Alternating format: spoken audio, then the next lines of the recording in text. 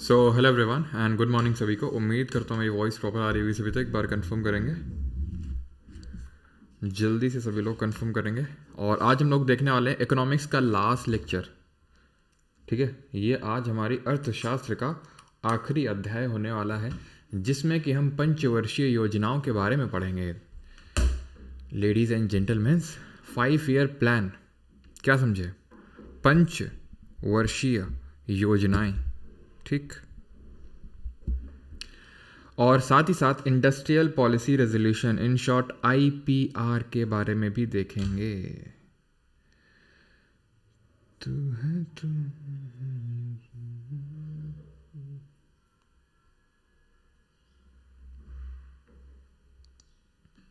ठीक।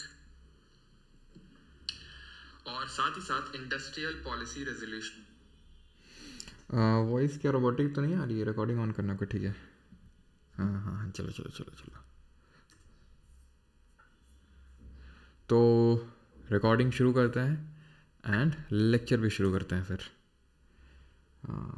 Good morning यश, केशव, साक्षी तिवारी, सौरभ, जागृति।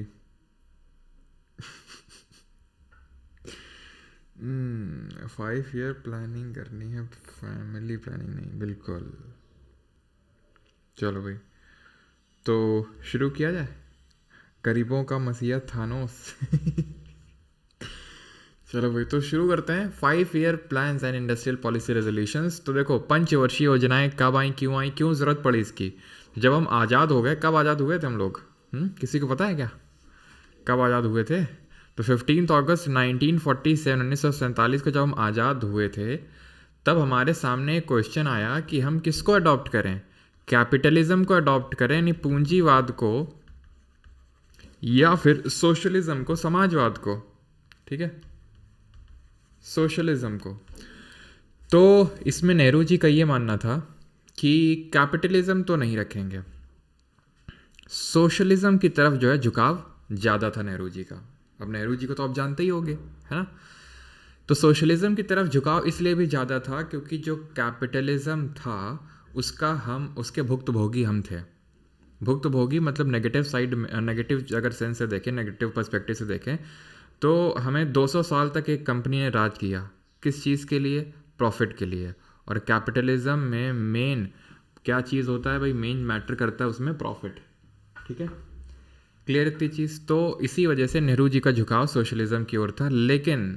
लेकिन we tried to avoid the extreme, यानी कि था क्या कि सोशलिज्म का अगर कोई झंडा लेकर कंट्री चल रहा था तो वो था उस समय का रशिया। उस समय उसका USSR था, वो सोवियत संघ कहलाता था, तब रशिया नहीं होता था वो। ठीक है, ये जो यूक्रेन वगैरह हैं, यूक्रेन, बेलारूस, ये सब USSR में ही आते थे। ठीक है, तो उसमें से उसके बाद बाइफर्केशन हुआ, रशिया निकला, यूक्रेन निकला, बेलारूस, ये सारी कंट्रीज उससे निकले, USSR से।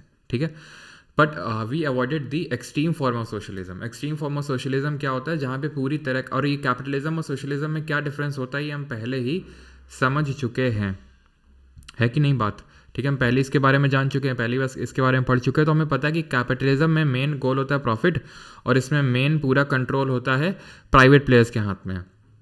सोशलिज्म की जब बात करते हैं तो पूरा इसमें गवर्नमेंट कंट्रोल होता है। तो एक्सट्रीम फॉर्म ऑफ सोशलिज्म का यही मतलब है, जो उस समय USSR में था, कि पूरी तरह से गवर्नमेंट के कंट्रोल में ही सारी चीज़ें थीं। लेकिन हमने उस एक्सट्रीम फॉर्म को अवॉइड करने का सोचा, यानी कि हमने अच्छी अच्छी चीज़ें लेने का सोचा सोशलिज्म को, और इंडिया में इम्प्लीमेंट करने का सोचा, जो कि हमने 5 ईयर प्लान यानी पंचवर्षीय योजनाओं के थ्रू इम्प्लीमेंट किया। ठीक है, लेकिन एक्चुअल में जो एक्चुअल प्लानिंग है ना, वो पहले ही इसके बीज पड़ चुके थे। यानी कि प्लानिंग के बारे में हमने ऐसा नहीं कि आज़ादी जब मिली तभी हमने प्लानिंग के बारे में सोचा, क्योंकि 1945-40 आते आते तक ये बात तो क्लियर हो गई थी कि ब्रिटिशर्स जाने वाले हैं, तो अब यहाँ पर हम इंडिपेंडेंस गेन करने वाले हैं, तो कुछ ना कुछ अब हमें यहाँ से प्लानिंग स्टार्ट कर देनी चाहिए। तो ये बॉम्बे प्लान और गांधीयन प्लान आया था 1944 में। एक्चुअल में बॉम्बे प्लान के बारे में हमने कल भी देखा था, अगर आपको याद हो, जब हम देख रहे थे पॉवर्टी के बारे में, तो बॉम्बे प्लान 2 पार्ट में पब्लिश हुआ था ये, ठीक है। It was published in 2 parts. एक तो 19, यहाँ पर लिख देता हूँ मैं, पब्लिश्ड इन 2 पार्ट्स। और ये लेक्चर बहुत इंपॉर्टेंट है, आपको पता है ये टॉपिक, इससे क्वेश्चन आने के इकोनॉमिक्स में सबसे ज़्यादा चांसेस होते हैं, ठीक है, 5 ईयर प्लान से। तो ज़रा फोकस के साथ ध्यान से ज़रा इस लेक्चर को देखेंगे, ठीक है। तो it was published in 2 parts, 2 part में कब, 1944 में एक तो रिपोर्ट पब्लिश करी बॉम्बे प्लान ने, और एक 1945 में, जहाँ पर कुछ इन्फ्लुएंशियल बिजनेस मैन जो थे वो मिले थे बॉम्बे में और उन्होंने इसको पब्लिश किया था, ठीक है। तो Bombay plan and Gandhian plan in 1944, people's plan in 1945 by post war reconstruction committee in Indian trade union. तो जो इंडियन ट्रेड यूनियन था उसमें एक पोस्ट वॉर रिकंस्ट्रक्शन कमिटी थी, उसने एक पीपल्स प्लान दिया था 1945 में, और एक सर्वोदय प्लान आया था 1950 में जिसको जयप्रकाश नारायण ने दिया था, ठीक है। और जयप्रकाश नारायण कमेंट बताएंगे, मैंने आपको इनके रिगार्डिंग हिस्ट्री में बताया था कि किस पार्टी के फाउंडर थे, जल्दी से। तो ये प्री इंडिपेंडेंस का थोड़ा माहौल था, ध्यान रखेंगे। 1944 में बॉम्बे प्लान और गांधीयन प्लान, 1945 में पीपल्स प्लान, और 1950 में जयप्रकाश नारायण जी के द्वारा सर्वोदय प्लान। तो पार्टी थी ये कांग्रेस सोशलिस्ट पार्टी। कब बनी थी, 1934 में, 1935 में। जयप्रकाश नारायण, आचार्य नारायण देव, मीनू मसानी, ये सब लोग इसमें इन्वॉल्व थे, फाउंडिंग मेंबर्स जो थे वो टीम इस पर्टिकुलर पार्टी के, ठीक है। तो प्री इंडिपेंडेंस में ये माहौल था। और पोस्ट इंडिपेंडेंस हमने, जैसे आपको मैंने बताया कि यूएसएसआर से इंस्पायर होकर, क्योंकि यूएसएसआर 5 ईयर प्लान पहले से ही, कब से, 1928 में जोसेफ स्टालिन जो थे रशिया के, तो उन्होंने यहाँ पे सबसे पहले जो रशिया के यहाँ पे प्रेसिडेंट थे, तो उन्होंने लॉन्च किया था 5 ईयर प्लान को, पंचवर्षीय योजनाओं को, ठीक है, लेट 1920s में। वहीं से इंस्पायर होके इंडिया ने भी 5 ईयर प्लान को अडॉप्ट किया, चाइना ने भी 5 ईयर प्लान को अडॉप्ट किया, और चाइना आज भी 5 ईयर प्लान आपके चलाता है, ठीक है। लेकिन जैसे मैंने आपको बताया कि we tried to avoid the extreme form of socialism.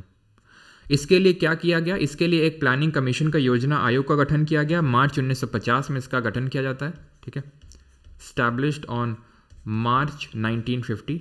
किस लिए इसका गठन किया जाता है, बिकॉज यही प्लानिंग करेगा बैठ के, प्लानिंग कमीशन एंड योजना आयोग यही प्लान बनाएगा, प्लान जॉट डाउन करेगा कि अगला वाला जो पंचवर्षीय योजना होगा, अगले वाला जो 5 ईयर प्लान होगा, उसमें किस तरह से क्या क्या हमारे गोल्स होंगे, क्या क्या हमारे टारगेट्स होंगे, और पिछले वाले में हमने क्या क्या टारगेट रखे थे, कितने अचीव किए, वो सारा कुछ देखने का काम प्लानिंग कमीशन का था, इम्प्लीमेंट करने का काम नहीं था।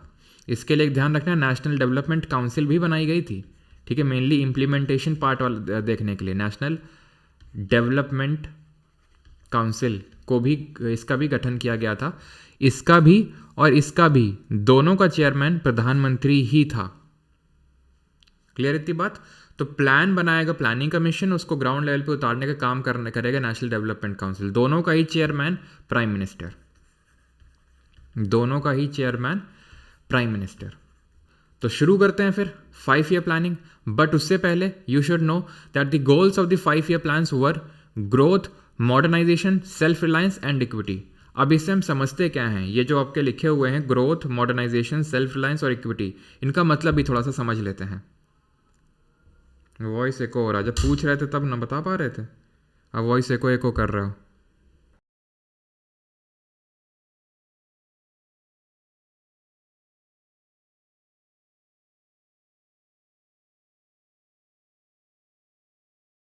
के बारे में भी देखें, एको हो रहा है, जब पूछ रहे थे तब ना बता पा रहे थे, अभी कंफर्म करो, ठीक है।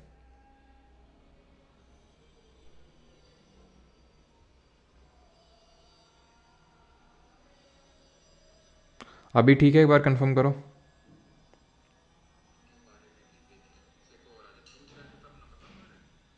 अभी कंफर्म करो, ठीक है।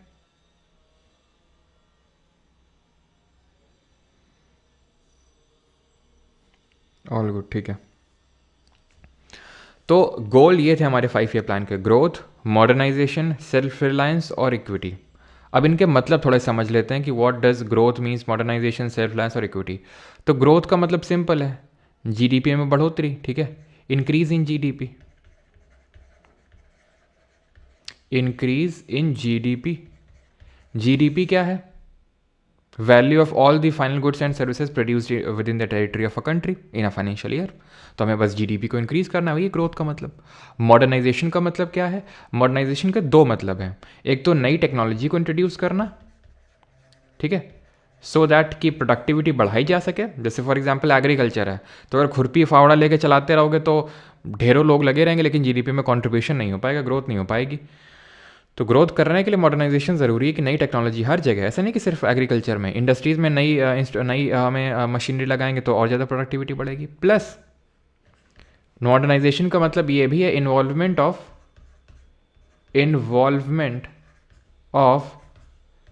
women in labour force. क्यों? क्योंकि जब तक आप women को इंक्लूड नहीं करेंगे तो प्रोडक्टिविटी, women को इंक्लूड नहीं करेंगे तो भी प्रोडक्टिविटी नहीं बढ़ेगी। अगर आप ये मान के बैठे रहेंगे, ठीक है, कि women का काम है कि घर में बैठना, रोटी खाना बनाना, है ना, तो फिर कहाँ से हमारी इकोनॉमी ग्रो करेगी? क्योंकि विवेकानंद जी ने भी कहा था, क्या कहा था विवेकानंद जी ने, कि जिस तरह चिड़िया एक पंख पे नहीं उड़ सकती है, उसी तरह देश भी बिना विमेंस को उनका हक दिए हुए नहीं ग्रो कर सकता है। ठीक है, तो विमेंस को भी हक देना ज़रूरी है, उनको भी लेबर फोर्स में, क्योंकि उनके अंदर भी जो टैलेंट है उसको हमें सही जगह यूज़ करने आना चाहिए, है ना। कि वेमेन में जो थर्ड आई का कॉन्सेप्ट बोलते हैं कि वेमेन जो होती हैं वो कुछ सेंस कर लेती हैं, उनकी जो सेंस पावर्स होती हैं वो ज़्यादा होती हैं। तो ऐसी जगहों में उनको हमें डिप्लॉय करना होगा सो दैट कि हमारा एक तरह से प्रोडक्टिविटी और बढ़ सके, है ना। तो वेमेन का भी इन्वॉल्वमेंट लेबर फोर्स में, ये भी मॉडर्नाइजेशन के अंदर आता है। सेल्फ रिलायंस का मतलब क्या होता है? Self reliance is kind of inward looking strategy based on inward looking strategy, or I can say the vice versa, that is inward looking strategy is based on the self reliance। मतलब कि जो चीज़ हम घर में बना सकते हैं उसको घर में ही बनाएं, बाहर से इंपोर्ट ना करें। समझ आया? मतलब इक्विटी का मतलब है ग्रोथ ऑफ ऑल, यानी कि ग्रोथ हो रही है, मॉडर्नाइजेशन हो रहा है, सब कुछ हो रहा है, लेकिन ऐसा तो नहीं उसके बेनिफिट सिर्फ एक पर्टिकुलर सेक्शन को ही मिल रहा है, तो सबको मिलना चाहिए। ठीक है, जो ग्रोथ का बेनिफिट है वो सबको मिलना चाहिए, ग्रोथ ऑफ ऑल या फिर ग्रोथ फॉर ऑल। क्लियर इतनी चीज़? तो ये ध्यान रखना, गोल्स क्या है 5 ईयर प्लान के? 4। I again repeat, growth, modernisation, self reliance and equity. याद रहेगा? ठीक।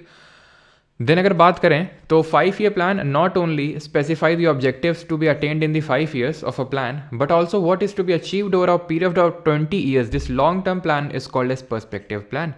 पंचवर्षीय योजना का गोल सिर्फ 5 साल के लिए नहीं था, उसका एक लॉन्ग टर्म विजन भी था कि हमें 20 साल में क्या अचीव करना है, और उसको पर्सपेक्टिव प्लान बोला। ऑप्शन में देगा 20 ईयर प्लान, गलत होगा वो, 20 ईयर प्लान नहीं, पर्सपेक्टिव प्लान। याद रहेगा? अब आते हैं एक एक करके 5 ईयर प्लान देखते हैं। तो टोटल कितने 5 ईयर प्लान देखने हैं हमको? 12 5 ईयर प्लान देखने हैं। ये 5 ईयर प्लानिंग जो है 1951 से शुरू होती है और 2014 तक चलती है, क्योंकि 2014 में आपको पता है एनडीए गवर्नमेंट आ गई, यानी बीजेपी की गवर्नमेंट आ गई, और उसने ये 5 ईयर प्लानिंग को ख़त्म कर दिया, प्लानिंग कमीशन को भी ख़त्म कर दिया और उसकी जगह नीति आयोग को ले आया।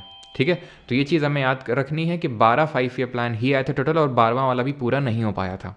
तो 1951 से लेकर 2014 तक, वो हम एंड में भी एक बार देख लेंगे इस चीज़ को भी। ठीक है, तो फर्स्ट 5 ईयर प्लान देखते हैं, जो कि 1 अप्रैल 1951 को लॉन्च हुआ था। तो प्लानिंग कमीशन बनता है 1950 में, ठीक है, और ये 1951 में लॉन्च होता है।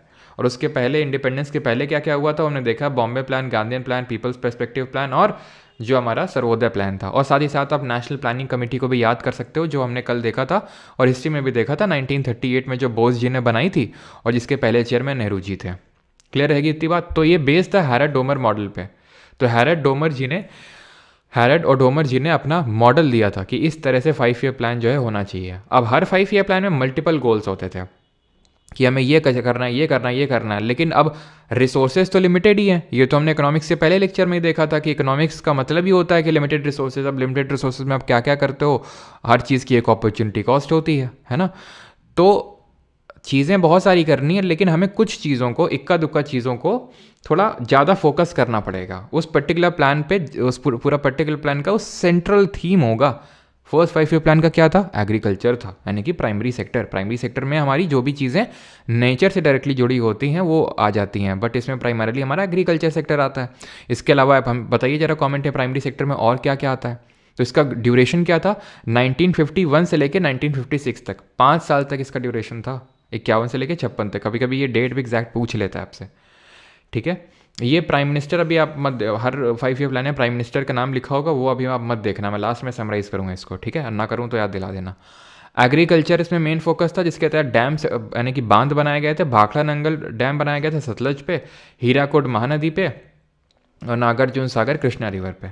जरा बताइए हीराकुड के रिगार्डिंग क्या इंपॉर्टेंट चीज़ हमने ज्योग्राफी में पढ़ी थी, और भाखड़ा नंगल के रिगार्डिंग क्या इंपॉर्टेंट चीज़ पढ़ी थी। तो इसमें टारगेट रखा था हमने 2.1% का कि भाई इतना अचीव करेंगे, लेकिन हम अचीव किए 3.6%, यानी कि एक सक्सेसफुल प्लान था यह।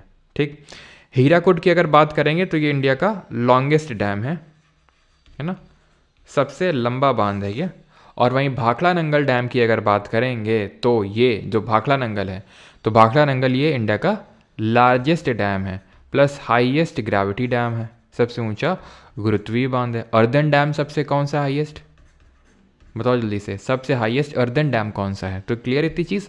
5 साल तक रह गए, 51 से 56 तक प्राइमरी सेक्टर फोकस था, 2.1% से 3.6 मतलब टारगेट था 3.6% अचीव किए। तो हाईएस्ट जो आपका अर्दन डैम है वो है भागीरथी रिवर पे situated Tehri dam. Reforms introduced in agriculture, तो फर्स्ट 5 ईयर प्लान जब हम आज़ाद हुए थे तो हमने फर्स्ट 5 ईयर प्लान तुरंत लॉन्च किया और हमने मेन एग्रीकल्चर पे फोकस रखा।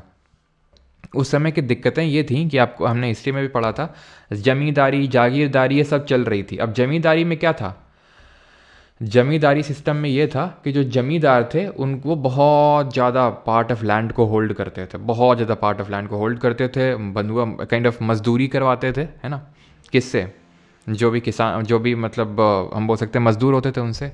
तो गवर्नमेंट ने क्या किया, गवर्नमेंट ने यहाँ पे 3 चीज़ें लेके आया सो दैट कि प्रोडक्टिविटी बढ़े एग्रीकल्चर में। एग्रीकल्चरल प्रोडक्टिविटी को बढ़ाने के लिए क्या किया गया, 3 पॉलिसी लाई गई।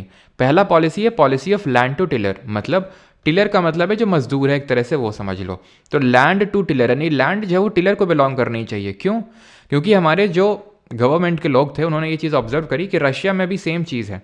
रशिया में क्या है कि जैसे फॉर एग्जांपल जो पेशेंट्स हैं, जो पेजेंट्स तो नहीं बोलेंगे, जो टिलर हैं, जो एक तरह से मजदूर हैं, वो कोई ज़्यादा क्या कहना है, वो ज़्यादा इन्वॉल्वमेंट नहीं दिखाते हैं किस चीज़ में, एग्रीकल्चर में। क्यों, जैसे फॉर एग्जांपल उन्होंने एक चीज़ को ऑब्जर्व किया कि जैसे जब फल की पैकिंग हो रही है तो उसी में सड़े गले सब डाले दे रहे हैं, अच्छे फल सड़े फल, जबकि उन्हें पता है, ऑब्वियस है कि भाई अगर सड़े डालेंगे तो अच्छे वाले भी ख़राब हो जाएंगे, लेकिन फिर भी सड़े डाल रहे हैं। क्यों, क्योंकि उन्हें पता है कि उससे तो हमारा ना तो प्रॉफिट होना ना तो नुकसान, तो हमें क्या फालतू में दिमाग लगाना है।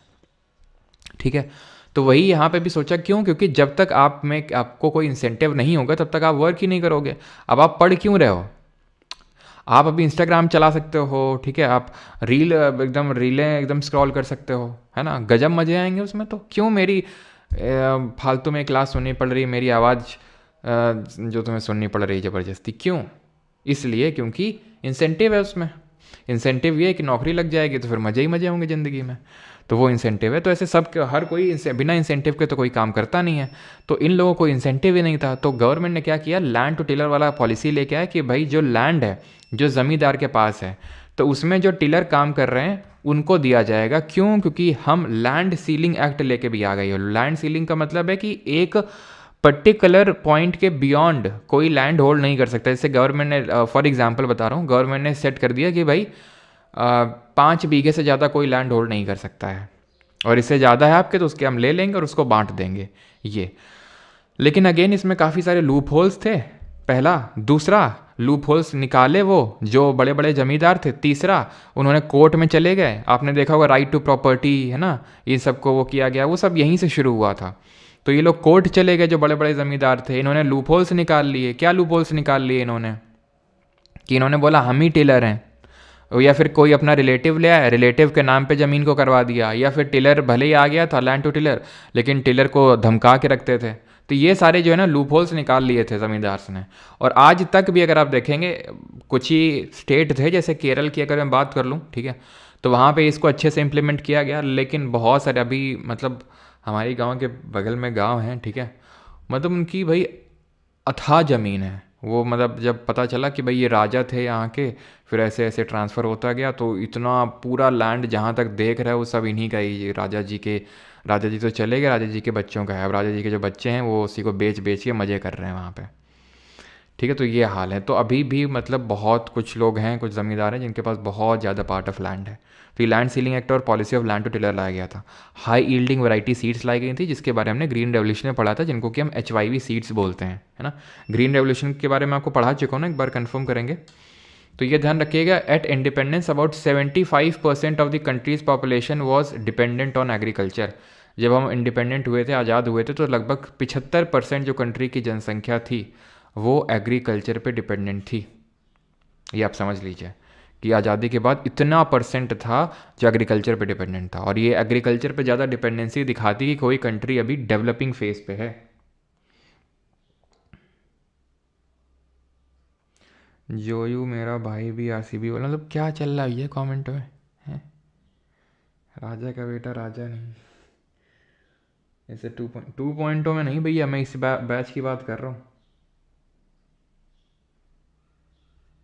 नो यस, ये नो यस क्या होता है भाई?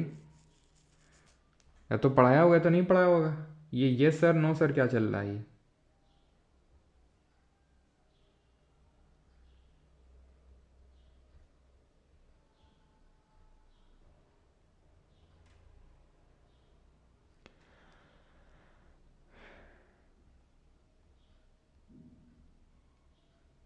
सर कराया है, ठीक है, क्लियर है इतनी चीज़। अब फर्स्ट 5 ईयर प्लान के टाइम पे ही 5 आईआईटी को भी स्टैब्लिश किया गया था, ठीक है। 5 आईआईटीज वर स्टैब्लिश्ड, ठीक है। 5 जो आईआईटी हैं उनको भी बनाया गया था फर्स्ट 5 ईयर प्लान के टाइम पे। दूसरे पे आते हैं। दूसरे वाले का ड्यूरेशन क्या है? पहले वाले का 51 से 56 था, तो वैसे बात है इसका 56 से 61 होगा। 5 साल का तो 5 ही साल चलेगा ना, ठीक है। और ये बेस था पीसी महालनोबिस मॉडल पे, जैसे कि वो हैरड डोमर मॉडल पे बेस था, ये पीसी महालनोबिस मॉडल पे बेस था। पीसी महालनोबिस की अगर बात करें तो इनका जन्म 29 जून को हुआ था, जिसको नेशनल स्टैटिस्टिक्स डे यानी कि राष्ट्रीय सांख्यिकी दिवस मनाते हैं। और इन्होंने इंडियन स्टैटिस्टिकल इंस्टीट्यूट की स्थापना करी थी और एक जर्नल निकाला था जिसका नाम था संख्य। याद कैसे रखेंगे? भारतीय सांख्यिकी दिवस मनाते हैं ना, तो संख्य ध्यान रखना, ये जर्नल आज भी ये चलता है, पब्लिश होता है संख्य जर्नल, ठीक है। तो पीसी महालनोबिस को, और ये भी ध्यान रखना, he is considered as architect, chief architect of planning, ठीक है। He is considered as chief architect of Indian planning, ध्यान रखिएगा ये चीज़। फोकस क्या था? फोकस था, ठीक है, रैपिड इंडस्ट्रियलाइजेशन, तेजी से औद्योगिकरण, जो बेसिक और हैवी इंडस्ट्रीज़ हैं उनको डेवलप करना, बेसिक और जो हैवी इंडस्ट्रीज़ हैं उनको डेवलप करना। क्योंकि जब किसी कंट्री में एग्रीकल्चर डेवलप हो जाता है तो उसके बाद जो मेन डेवलप होने के लिए चीज़ बचती है उसको, वो है आपका इंडस्ट्री, ठीक है। आपका ऑर्डर होता है कि भाई पहले agriculture primary sector, then secondary sector that is manufacturing sector, and then उसके बाद सर्विस सेक्टर, ठीक है। तो रैपिड इंडस्ट्रियलाइजेशन इसका गोल था, बेसिक और हैवी इंडस्ट्रीज सेटअप करना। 3 इंडस्ट्रीज, ठीक है, 3 स्टील प्लांट को सेटअप किया गया था। भारत का पहला स्टील प्लांट कौन सा था? First steel plant of India, तो ये था, ध्यान रखना, टिस्को, ठीक है, टिस्को, जमशेदपुर झारखंड में। 3 स्टील प्लांट को सेटअप किया गया था सेकेंड 5 ईयर प्लान के तहत। पहला राउरकेला, कहाँ पे? उड़ीसा में। किसकी हेल्प से स्टैब्लिश किया इसको? जर्मनी की हेल्प से। दुर्गापुर वेस्ट बंगाल में किसकी हेल्प से? यूके की हेल्प से। भिलाई छत्तीसगढ़ में किसकी हेल्प से? यूएसएसआर की हेल्प से। याद कैसे रखेंगे? याद हम इसको ऐसे रखेंगे कि हमने केला खाया जर्मनी के साथ, ठीक है, दुर्गा जी की पूजा करी ब्रिटेन वालों के साथ, और पिलाई करी अमेरिका की किसके साथ मिलके? रशिया के साथ मिलके। ऐसे करके हम याद कर सकते हैं इसको, ठीक है। टारगेट हमारा 4.5% था, अचीव हमने 4.27% किया था, मतलब काइंड ऑफ मॉडरेटली सक्सेसफुल, हम ऑलमोस्ट रीच कर गए थे, मॉडरेटली सक्सेसफुल, ठीक है। अब हमें लगा कि यार अब तो हम, ठीक है, स्टड बन चुके हैं। वैसे नहीं कि हमारे तो 10th में भी अच्छे मार्क्स आए हैं, 12th में, और आज से बोर्ड एग्ज़ाम भी आई थिंक शुरू है ना, तो हमारे तो 10th में भी अच्छे मार्क्स आए हैं, 12th में भी आए। अरे आईआईटी वाईआईटी तो सब ऐसे ही है, तो ओवर कॉन्फिडेंट हो जाना। हम भी वही हो गए, हमें लगा कि हमारी जो इकोनॉमी वो रैपिड, मतलब वो रैपिडो नहीं, मतलब वो अब रैपिड मतलब टेक ऑफ की स्टेज पे आ चुकी है, कि बस हमें टेक ऑफ लेना, उड़ जाना है अब, ठीक है। तो इसका ड्यूरेशन थर्ड 5 ईयर प्लान में 61 से 66 था, और हमारा फोकस था सेल्फ रिलायंट और self generating economy. Self reliant और सेल्फ जनरेटिंग इकोनॉमी हमारा टारगेट था, ठीक है। और हमें यह था कि भाई टेक ऑफ के स्टेज पे हैं हम, और ये गडगिल फॉर्मूले पे बेस्ड था, ध्यान रखना। लेकिन हुआ क्या?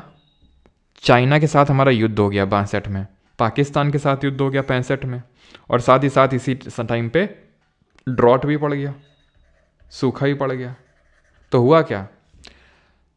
जो टेक ऑफ कर रहे थे एकदम औंधे मुँह गिर गए। 5.6% टारगेट रखा था, 2.8% ही अचीव हुआ। फेलियर था ये पूरा 5 ईयर प्लान। क्यों था मैंने बताया, चाइना के साथ युद्ध लड़े, पाकिस्तान के साथ, और सूखा पड़ गया। प्राइम मिनिस्टर आपको नहीं देखने हैं अभी, ठीक। कौन क्या क्या स्टैब्लिश हुआ था इस टाइम पे, तो food corporation of India, that is FCI, 14 जनवरी 1965 को सेटअप हुआ था 3rd 5 ईयर प्लान के टाइम पे। Commission on agriculture cost and prices, यही होता है, यही इंस्टीट्यूशन है जो आपका MSP जो है डिसाइड करता है। मिनिमम सपोर्ट प्राइस जो है वो यही डिसाइड करता है, commission on agriculture cost and prices. ये भी 1975 में during 3rd 5 year plan establish हुआ।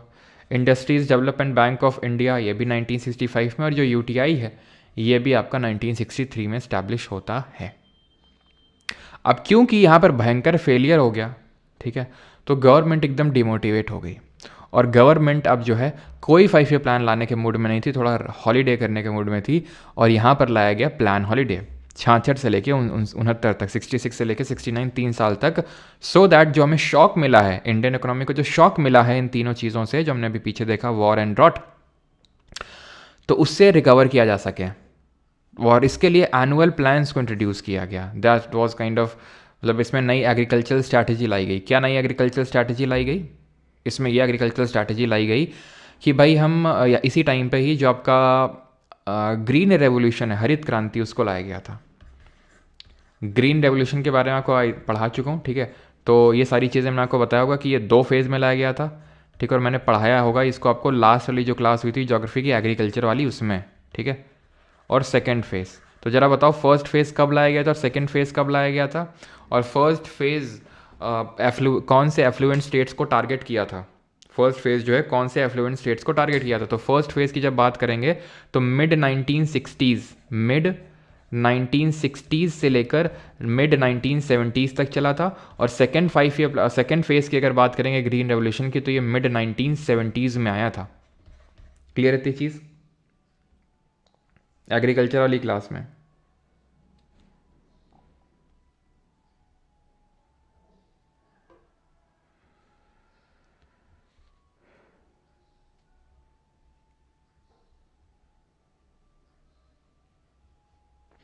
आंध्र प्रदेश एंड पंजाब, बिल्कुल, आंध्र प्रदेश, तमिलनाडु और पंजाब के जो एफ्लुएंट स्टेट्स थे वहाँ पे लाया गया था। मेन इसमें टारगेट था इंडस्ट्रियलाइजेशन करना एग्रीकल्चर का। HYV सीड से इंट्रोड्यूस किए गए, मॉडर्नाइजेशन किया गया एग्रीकल्चर के, सब हम पढ़ चुके हैं। सेकेंड फेज़ में जब हम बात करते हैं तो सेकेंड फेज़ में मेन था फोकस सस्टेनेबिलिटी पे, कि हम किस तरह से सस्टेनेबल बनाएं एग्रीकल्चर को और हर जगह पे इसको लेके जाएं। सिर्फ जो कुछ स्टेट तक सीमित हो चुका है ग्रीन रेवोल्यूशन, उसको हर जगह लेके जाएं, ठीक। तो ये कब किया गया था? मिड 1960s, मतलब वही 1965-66 के टाइम पे, ठीक है, जब ड्रॉट आ गया। तो फिर क्योंकि इस टाइम तक हमें पता है कि हम PL 480, है ना, कल भी आई थिंक मैंने आपको बताया था, पब्लिक लॉ 480 एक स्कीम थी जिसके तहत US से हम इंपोर्ट करते थे गेहूँ, यानी वीट, और वो गेहूँ जो वो अपने सुअरों को खिलाते थे। देन उसके बाद हमने HYV सीड्स और वो सब कुछ मैक्सिको से और लैटिन अमेरिका और जो इंडोनेशिया से हैं वो लेके आए थे सारा कुछ, है ना। तो राइस की वैरायटी लेके आए थे। तो ये सारी चीज़ें जो है, इसने हमारा जो एग्रीकल्चर उसको काफ़ी बड़ा बूस्ट दिया। And we not only became the self sufficient in the food grains, mainly in the wheat and rice, बल्कि हम एक्सपोर्ट भी करने लग गए इस वीट और राइस को। अब आता है 4th 5 ईयर प्लान। तो देखिए 4th 5 ईयर प्लान जो है ना, ये आपको कहीं कहीं दिया होगा गडगिल फॉर्मूला, तो कहीं कहीं दिया होगा रुद्र एलन मॉडल, दोनों याद करेंगे। 3rd 5 ईयर प्लान में मैंने गडगिल फॉर्मूला बताया था, यहाँ पे भी गडगिल फॉर्मूला थोड़ा सा ध्यान में रखेंगे, क्योंकि कभी कभी 4th 5 ईयर प्लान से अटैच कर देता है उसको, गडगिल फॉर्मूले को। ड्यूरेशन की बात करें तो आप देखिए 51 से 56, 51 से 56 फर्स्ट, 56 से आपका 61 सेकेंड, 61 से 66 थर्ड, 66 से 69 प्लान हॉलीडे, 69 से 74 5 साल तक चलेगा 4th 5 ईयर प्लान। तो 3rd 5 ईयर प्लान में हमने क्या ऑब्जर्व किया कि जब पाकिस्तान के साथ हम युद्ध लड़ रहे थे तो वी नोटिस दिस थिंग कि भाई अगर हम बाकियों पे ज़्यादा डिपेंडेंट रहेंगे, बाकी दूसरी बाहरी कंट्रीज़ पे, तो ये हमारी इनसिक्योरिटीज़ का फ़ायदा उठा सकते हैं। जैसे कि अगर मान लो उनसे हम कोई चीज़ इंपोर्ट करते हैं तो वो उस मौके का फ़ायदा उठाना चाहेंगे। तो इसीलिए अब हमें ग्रोथ विथ, पहली बात तो ग्रोथ विथ स्टेबिलिटी, यानी कि ग्रोथ तो चाहिए लेकिन स्टेबिलिटी भी चाहिए। जब औंधे मुँह गिरे थे उससे ही हमें बात साफ हो चुकी थी कि भाई अभी हम कोई टेक ऑफ की स्टेज में नहीं और हमें पहले स्टेबिलिटी चाहिए। प्लस साथ ही साथ progressive achievement of self Reliance, वही जो मैं आपको चीज़ बता रहा था कि हमें बाकी कंट्रीज़ पे थोड़ा सा अपनी डिपेंडेंसी को कम करना होगा और सेल्फ रिलायंस पे ज़्यादा जोर देना होगा। यहाँ पे भी अगर आप देखें थर्ड फेज प्लान पे क्या टारगेट था हमारा, self reliant and self generative economy, और यहाँ पर भी progressive achievement of self Reliance. यहाँ पे क्या हुआ, फैमिली प्लानिंग प्रोग्राम्स लाए गए, 14 बैंकों का राष्ट्रीयकरण हुआ है ना 1969 में, एंड पहला अंडरग्राउंड न्यूक्लियर टेस्ट हुआ था आपको पता है मई 1974 में 1974 में, जिसको स्माइलिंग बुद्धा बोला गया क्योंकि बुद्ध पूर्णिमा के दिन ये हुआ था। और जब ये सक्सेसफुल हो गया तो इसके जो मेन इंजीनियर थे कुछ ऐसा रमन्ना जी करके उनका नाम था, तो उन्होंने गांधी जी को फ़ोन करके बोला कि भाई बुद्धा इज स्माइल्ड, यानी कि इट इज़ सक्सेसफुल। तो टारगेट इसमें अगेन हमारा वही था जो थर्ड में था 5.6%, अचीव कितना किया, पिछले में 2.8, और हो सकता है कि 2.8 ना ऑप्शन में देखे, कभी कभी 2.4 भी दे देता है, तो आंकड़ों में थोड़ा सा वेरिएशन है, कहीं कहीं 2.8 कहीं कहीं 2.4, बट ध्यान रखिएगा दोनों को, ठीक है। तो अचीव यहाँ पे कितना क्या, 3.3, ये भी फेलियर था। क्यों, क्योंकि यहाँ पे भी पाकिस्तान के साथ हमारा युद्ध छिड़ा था, क्योंकि 1971 में पता है बांग्लादेश का जन्म हुआ था, है ना, बांग्लादेश लिबरेशन वॉर हुआ था। बांग्लादेश पहले ईस्ट पाकिस्तान था, ये जो वेस्ट पाकिस्तान था, नहीं, हमारा बड़ा बेटा छोटे बेटे को काफ़ी तंग करता था, दोनों में हमने सुलह करवाई, छोटे बेटे को अलग किया इससे, तो बड़ा बेटा हमारा चिढ़ गया और फिर जो है इसको भी हमें थोड़ा शांत करना पड़ा मार मूर के। तो 1971 में जो वॉर हुआ था उससे हमें भी, हमारी इकोनॉमी को भी जॉल्ट लगा और ये भी प्लान भी उतना ज़्यादा सक्सेसफुल नहीं हो पाया। क्लियर रहती चीज़। अब आते हैं फिफ्थ 5 ईयर प्लान पे। ये आप देखिए 74 में ख़त्म हो गया, तो 74 से लेकर 78 तक चला ही है। कायदे से तो अगर देखें 79 तक चलना चाहिए, 5 साल तक, लेकिन ये 4 साल तक चला। क्यों, अभी देखेंगे। लेकिन ये डीपी धर मॉडल पे बेस्ड था, यानी कि डीपी धर ने इसका पूरा मॉडल बना के दिया था। टारगेट इसमें 4.4% के रखा था और अचीव 4.8, यानी ये भी सक्सेसफुल था। इसमें की फोकस क्या थे, गरीबी हटाना है, that is removal of poverty, गरीबी हटाओ का नारा भी यहाँ पे दिया गया। सेल्फ रिलायंस अटेन करना है। मिनिमम नीड्स प्रोग्राम यहाँ पे लॉन्च किया गया था 1974 में, कि basic needs to be provided to all, यानी कि बेसिक नीड्स सभी को, यानी रोटी कपड़ा मकान, वो सभी को मिलना चाहिए, और इसके लिए 20 पॉइंट प्रोग्राम भी निकाला गया। इसी टाइम पे आरआरबी यानी कि रीजनल रूरल बैंक को भी स्टैब्लिश किया गया था 1975 में। अब बताएंगे देश की पहली आरआरबी कौन सी थी, और आपको पता होना चाहिए कि जो आरआरबी एक्ट है, जो अधिनियम है, वो 1976 में आया था, 1976 में। तो पहली जो हमारी सेटअप हुई थी ग्रामीण बैंक यानी आरआरबी, वो थी प्रथम ग्रामीण बैंक। कहाँ पे, मुरादाबाद में। ये हम पहले देख चुके हैं। और इसमें शेयर होल्डिंग क्या होती है, स्टेट, सेंट्रल और स्पॉन्सर बैंक की। अब क्या होता है आगे वो देखते हैं, लेकिन पहले 15% होती है स्टेट की, 35% होती है स्पॉन्सर बैंक की, और 50% होती है सेंट्रल गवर्नमेंट की। याद है ना आपको। अब हुआ ये कि 76 में आप सभी ने सुना होगा कि 1976 में इंदिरा गांधी ने इमरजेंसी लगा दी, आपातकाल लगा दिया, जिसके चलते बहुत सारे पॉलिटिशियंस को जेल में डाला गया और बहुत सारी चीज़ें हुई, पॉलिटिकल एक्टिविटी, जिसकी वजह से कांग्रेस की सरकार गिर गई 78 में। इस वजह से ये 5 साल तक नहीं चल पाया। 78 में कांग्रेस की सरकार चली जाती है, यहाँ पे जनता गवर्नमेंट बनाती है अपनी सरकार। मोरारजी देसाई पहले प्राइम मिनिस्टर बनते हैं और उसके बाद चौधरी चरण सिंह बनते हैं, ठीक है। तो मोरारजी देसाई सबसे पहले आए, जनता गवर्नमेंट को लीड कर रहे थे, और इन्होंने 5 ईयर प्लान को ख़त्म कर डाला। ही डिसमिस द 5 ईयर प्लान, और उसकी जगह पे ये ले आया रोलिंग प्लान। रोलिंग प्लान का मतलब ये होता है कि भाई हम रोल कर करके चलेंगे। जैसे कि 79 में, जैसे हमने 1970 फिर 1980 के लिए प्लान बना लिया, 1 साल का प्लान। उसको साल के अंत में एनालाइज करेंगे, कितना हमने अचीव किया, क्या टारगेट रखे थे, क्या फेलियर थे, एंड देन उसके हिसाब से फिर अगले साल का बनाएंगे, फिर अगले साल का बनाएंगे। तो ये रोल कर करके चलेंगे। तो रोलिंग प्लान इंट्रोड्यूस किए गए थे after the fifth 5 year plan 1978 में। ड्यूरेशन भैया ये नहीं होगा, ठीक है, ड्यूरेशन ये तो फिफ्थ 5 ईयर प्लान का था। इसका जो ड्यूरेशन था रोलिंग प्लान, ये आपका 1978 से लेकर 80 तक चलता है। 2 साल क्यों, क्योंकि 2 साल में जनता गवर्नमेंट भी गिर जाती है और इसकी जगह फिर से कांग्रेस गवर्नमेंट आ जाती है 1980 में पावर में। फिर से इंदिरा गांधी आती हैं और 6th 5 ईयर प्लान लॉन्च करती हैं। 6th 5 ईयर प्लान के फोकस थे, एक तो नेशनल इनकम को बढ़ावा देना, यानी राष्ट्रीय आय को बढ़ाना, मॉडर्नाइजेशन करना टेक्नोलॉजी का, और गरीबी को और बेरोजगारी को, यानी पॉवर्टी एंड अनएम्प्लॉयमेंट को घटाना। कमेंट करके आप बताएंगे जल्दी से कि पॉवर्टी 2011-12 में तेंदुलकर कमेटी के हिसाब से कितनी है, जल्दी से। और इसको कैसे हटाएंगे, scheme for transferring skills, skill scheme थी ये ट्राइसेम, ठीक है, सीट्स, IRDP और providing the slack season employment, ये NERP नेशनल एम्प्लॉयमेंट रूरल जो गारंटी प्रोग्राम है उसके तहत जो है इसको इम्प्लीमेंट किया गया। तो कितना टारगेट, मतलब कितना यहाँ पर पॉवर्टी थी, तो 21.9%। क्लियर इतनी चीज़। तो ध्यान रखेंगे ट्राइसेम IRDP NREP कब लॉन्च हुए थे। तो IRDP की अगर बात करेंगे तो it stands for integrated rural development programme. चल क्यों नहीं रहा ये, ठीक है, इंटीग्रेटेड रूरल डेवलपमेंट प्रोग्राम, ठीक है। और ये क्या है, ये है आपका training rural youth for self employment, ठीक है, क्लियर है। तो ये चीज़ें जो है पोवर्टी और अनएम्प्लॉयमेंट को कम करने के लिए लाई गई थी। नाबार्ड भी इसी टाइम पे स्टैब्लिश हुआ था, अगर आपको याद हो, national bank for agriculture and rural and development 1982 में 12 जुलाई 1982 को स्टैब्लिश होता है। किस कमेटी के रिकमेंडेशंस पे? लैंडलेस लेबर, ठीक है, landless labour employment guarantee programme RLEGP, इसको भी लाया गया था इसी टाइम पे 1983 में। तो इसको स्टैब्लिश किया गया था B शिवरमन कमेटी के रिकमेंडेशंस पर। B शिवरमन कमेटी के रिकमेंडेशंस पे हम पहले ही देख चुके हैं। टारगेट रखा था 5.2%, अचीव किया था 5.7%, यानी कि सक्सेसफुल, ठीक है, सक्सेसफुल हो गया था ये भी। क्लियर इतनी चीज़ यहाँ तक, 6-5 प्लान तक किसी कोई डाउट तो नहीं है? जल्दी से बताओ भैया, किसी को कोई डाउट यहाँ तक?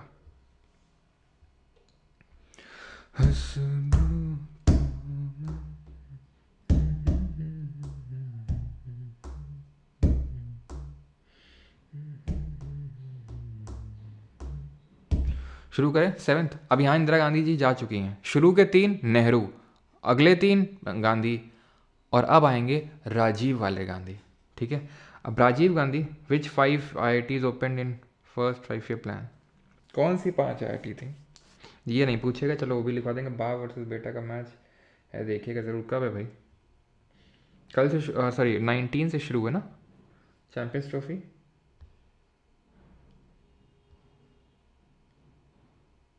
दीपतांश जी, बार बार रिविजन करना पड़ेगा, उसी से होगा, ठीक है।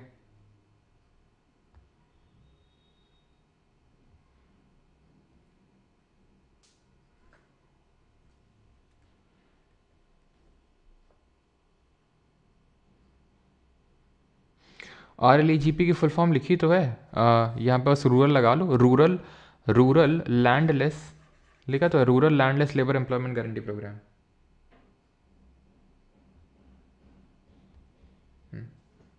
चलो भाई, इंदिरा गांधी तेनू शूट, अच्छा चलो। तो अभी आते हैं 7th 5 प्लान पे। तो 1985 से लेकर 90 तक इसका ड्यूरेशन था, 5 साल तक।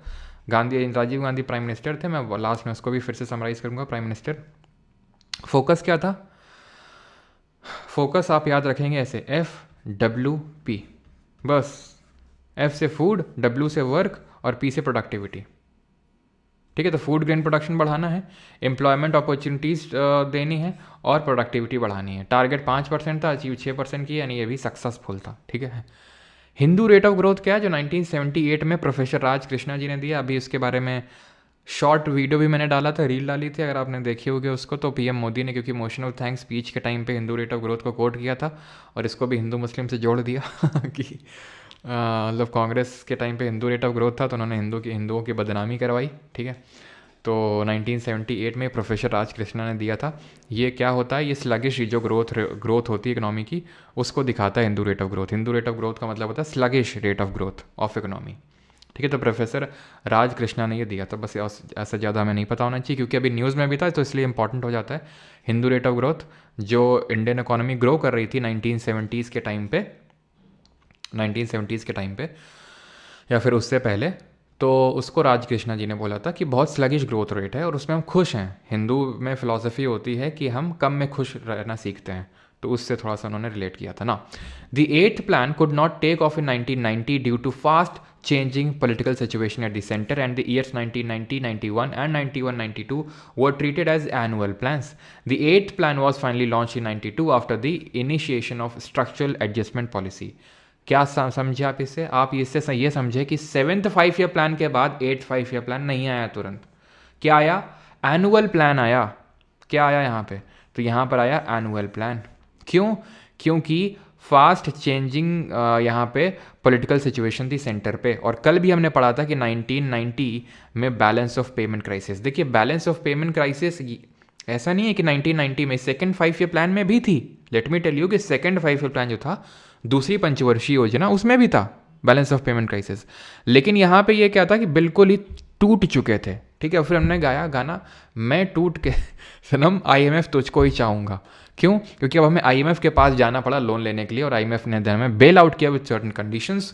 दोज कंडीशंस वॉज कि भाई अपनी इकोनॉमी को लिबरलाइज करो, प्राइवेटाइज, ग्लोबलाइज, वो सब हम रिफॉर्म्स लेके आए, जिनकी चर्चा हमने कल भी करी थी।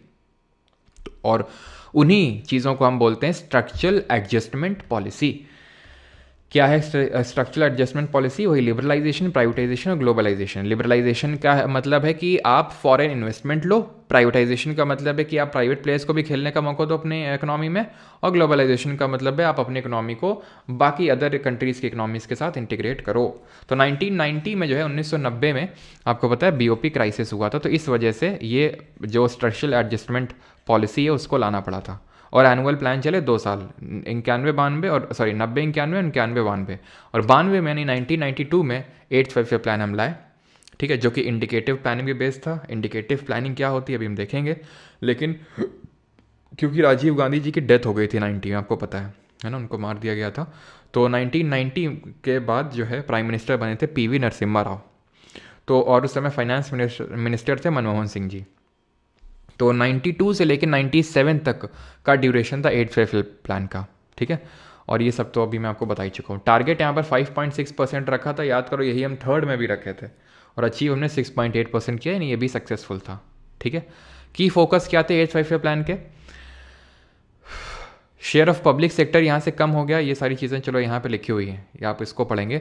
फॉर द फर्स्ट 8 प्लान्स, पहले 8 प्लान में the emphasis was on a growing public sector. पहले में हमारा 8 प्लान में पब्लिक सेक्टर पे फोकस था कि हमें पब्लिक सेक्टर को ग्रो करवाना है। पब्लिक सेक्टर का मतलब है government sector, with massive investment in basic and heavy industries. यानी मैसिव इन्वेस्टमेंट हम कर रहे थे बेसिक और हैवी इंडस्ट्रीज में। अगर आपको याद हो, सेकंड 5 ईयर प्लान से ही हमने शुरू कर दिया था रैपिड इंडस्ट्रियलाइजेशन, जिसमें हमारा फोकस बेसिक और हैवी इंडस्ट्रीज था। But since the launch of the 9th plan in 1997, emphasis was on the public sector has become less pronounced.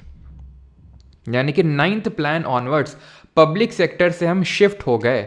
Emphasis on the public sector has become less pronounced and the current thinking on planning in the country in general is that it should increasingly be of an indicative nature. Indicative nature का मतलब क्या है? Indicative nature का मतलब है कि भाई सिर्फ और सिर्फ हम एक जनरलाइज्ड तरह से चीज़ें नहीं कर सकते हैं कि भाई हर जगह public sector public sector public sector. हमें चीज़ों को थोड़ा सा क्लासीफाई करना होगा कि भाई प्राइवेट प्लेयर्स को भी इन पर्टिकुलर सेक्टर्स में आ सकते हैं आराम से। तो ये इंडिकेटिव नेचर जो है 8th 5 ईयर प्लान से ही शुरू हो गया था। तो अगर आपसे क्वेश्चन पूछेगा कि विच 5 year plan was based on indicative policy या फिर इंडिकेटिव प्लानिंग, तो आंसर होगा 8th 5 ईयर प्लान। और कब से स्ट्रक्चरल एडजस्टमेंट पॉलिसी आई? तो 1992 ऑनवर्ड्स, या फिर हम बोल सकते हैं 8th 5 ईयर प्लान ऑनवर्ड्स। उसके बाद आपकी निकल के आती है क्या? Structural adjustment policy. Some 65% of the country's population continued to be employed in the agriculture even as late as 1990 तक भी 65%। जब आज़ाद हुए थे तो 75% था, और अभी भी कोई बहुत ज़्यादा कम नहीं हो गया आज़ादी के। अगर हम देखें तो लगभग 40 साल बाद तक भी 65% तक हमारी पॉपुलेशन इस पे डिपेंडेंट है, एग्रीकल्चर पे।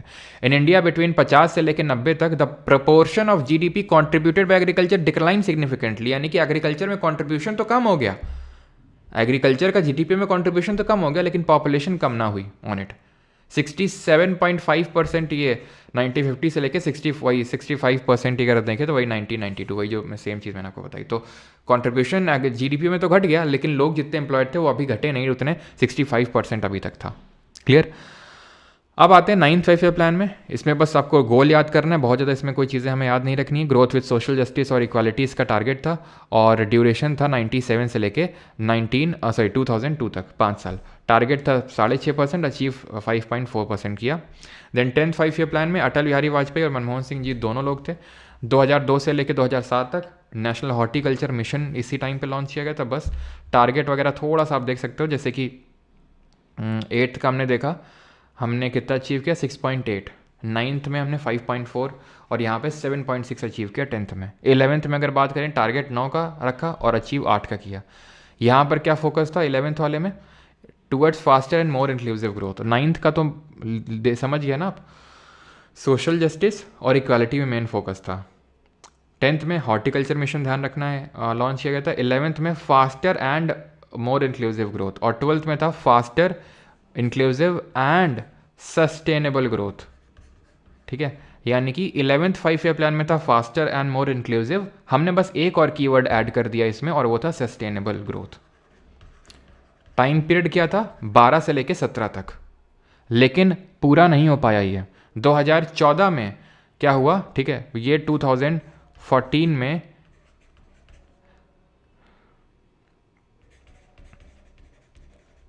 प्लानिंग कमीशन को, योजना आयोग को डिसमिस कर दिया गया। ठीक है, and 5 year plan were abandoned, ख़त्म कर दिए गए थे। ठीक है, जैसे कि हमने देखा 78 में 78 में जब जनता पार्टी आई, जब गवर्नमेंट चेंज हुई तो उसने ख़त्म कर दिया, वैसे ही यहाँ पे हुआ। तो अच्छा समराइज करो मुझे कमेंट में जल्दी से, 3 ब्रेक्स बताओ 5 ईयर प्लान में, 3 जगह ब्रेक्स आए थे 5 ईयर प्लान में, कब कब आए थे कमेंट में जल्दी से लिखो, 1 2 3 ऑर्डर वाइज। नीति आयोग आ गया, नीति आयोग ने प्लानिंग कमीशन को रिप्लेस कर दिया, 1 जनवरी 2015 को आया, थिंक टैंक है गवर्नमेंट का, और ये पॉलिसी मेकिंग वगैरह में अगर हम बात करें रिपोर्ट पब्लिश करेगा, विजन डॉक्यूमेंट देगा। कल हमने एक रिपोर्ट देखी थी एमडी पे, मल्टी डायमेंशनल पॉवर्टी इंडेक्स, ये सब देखा था हमने क्या देखा था, ये क्या नहीं करता है, ये कोई डिस्प्यूट रेजोल्यूशन नहीं करता है, फंड एलोकेशन नहीं करता है, इस तरह के बड़े रोल नहीं है इसका, काम बस थिंक टैंक का, बस तुम सोचने का काम करो, एग्जीक्यूशन हम पे छोड़ दो, गवर्नमेंट बोलती है। ठीक है, और ये आपकी कॉन्स्टिट्यूशनल बॉडी है, स्टैट्यूटरी है, एग्जीक्यूटिव है, कैसी बॉडी है। तो 3 ब्रेक्स कब आए हैं 5 ईयर प्लान में, तो यहाँ पे मैं लिखता हूँ ब्रेक्स इन 5 ईयर प्लान। तो ब्रेक्स कौन कौन से आए हैं, तो एक तो आया है 1966 से 69 तक, 66 से लेकर 69 बीच में जब आए थे आपके प्लान हॉलीडे। दूसरा आया आपका 1978 से लेकर 80 तक रोलिंग प्लान, और तीसरा जब एनुअल प्लान है 1990 से लेकर 92 तक एनुअल प्लान है। तो ये 3 ब्रेक्स आपके आए थे। ये ब्रेक आया था क्योंकि फेल हो गया था काफ़ी भयंकर तीसरा वाला प्लान, ये ब्रेक आया था क्योंकि गवर्नमेंट चेंज हो गई थी, ये ब्रेक आया था बिकॉज सेंटर में बहुत ज़्यादा आपको पता है कि चीज़ें चेंज हो गई थी और बैलेंस ऑफ पेमेंट क्राइसिस हुआ था, इसके लिए क्लियर इतनी चीज़। National institute for transforming India का फुल फॉर्म है, और ये ना तो कॉन्स्टिट्यूशनल है ना तो स्टैट्यूटरी है, ना तो कोई कॉन्स्टिट्यूशन में इसका अनुच्छेद है, आर्टिकल है, और ना ही ये कोई एक्ट से बनी है, ये एक एग्जीक्यूटिव रेजोल्यूशन से बनाया गया बॉडी है। बस इसने प्लानिंग कमीशन को रिप्लेस किया, और इसका चेयरमैन भी प्राइम मिनिस्टर होता है। ठीक है, सीईओ, ये सब सारी चीज़ें हम पढ़ चुके हैं। सीईओ कौन है, बीवीआर सुब्रमण्यम, और वाइस चेयरपर्सन कौन है, सुमन के बेरी। आखिरी टॉपिक पे आते हैं जो 2 मिनट का टॉपिक है, and that is industrial policy resolution. औद्योगिक जो आपका ये है नीतियाँ हैं वो, ठीक है, हाँ सभी का सही है, सभी का सही है जो ब्रेक है। तो अब हम देखेंगे कि इंडस्ट्रियल पॉलिसी रेजोल्यूशन क्या क्या है। बस लास्ट है 2-3 मिनट का है, ये 3-4 मिनट का बस। तो 3 इंडस्ट्रियल पॉलिसी रेजोल्यूशन आए हैं। पहला वाला आया था 1948 में। ठीक है, मेन इसमें पर्सन कौन थे जिन्होंने इसको फॉर्मुलेट वगैरह करने का क्रेडिट जाता है जिनको, तो ये थे हमारे श्यामा प्रसाद मुखर्जी। ठीक है, ये first 5 year plan, first industrial policy resolution pass हुआ था इस टाइम पे। गवर्नमेंट की मोनोपोली थी, लाइसेंस राज की शुरुआत हुई थी यहाँ से। यहाँ पे जो है इट क्लासीफाइड, ध्यान रखना इस चीज़ को, यहाँ पे लिखा है क्या, नहीं लिखा है, ओके यहाँ पे लिख देता हूँ मैं, ये इंपॉर्टेंट है। It classified industries, it classified industries into 4 broad categories। 4 broad categories में इंडस्ट्री को इसने क्या किया था, क्लासीफाई किया था। कौन कौन सी, पहला पब्लिक सेक्टर, पहले तो तुम यही याद कर लो, सीधा यही पूछता है क्वेश्चन कितने सेक्टर में, तो 4 सेक्टर में। एक तो पब्लिक सेक्टर, दूसरा पब्लिक कम प्राइवेट सेक्टर, पब्लिक कम प्राइवेट सेक्टर, तीसरा कंट्रोल्ड प्राइवेट सेक्टर,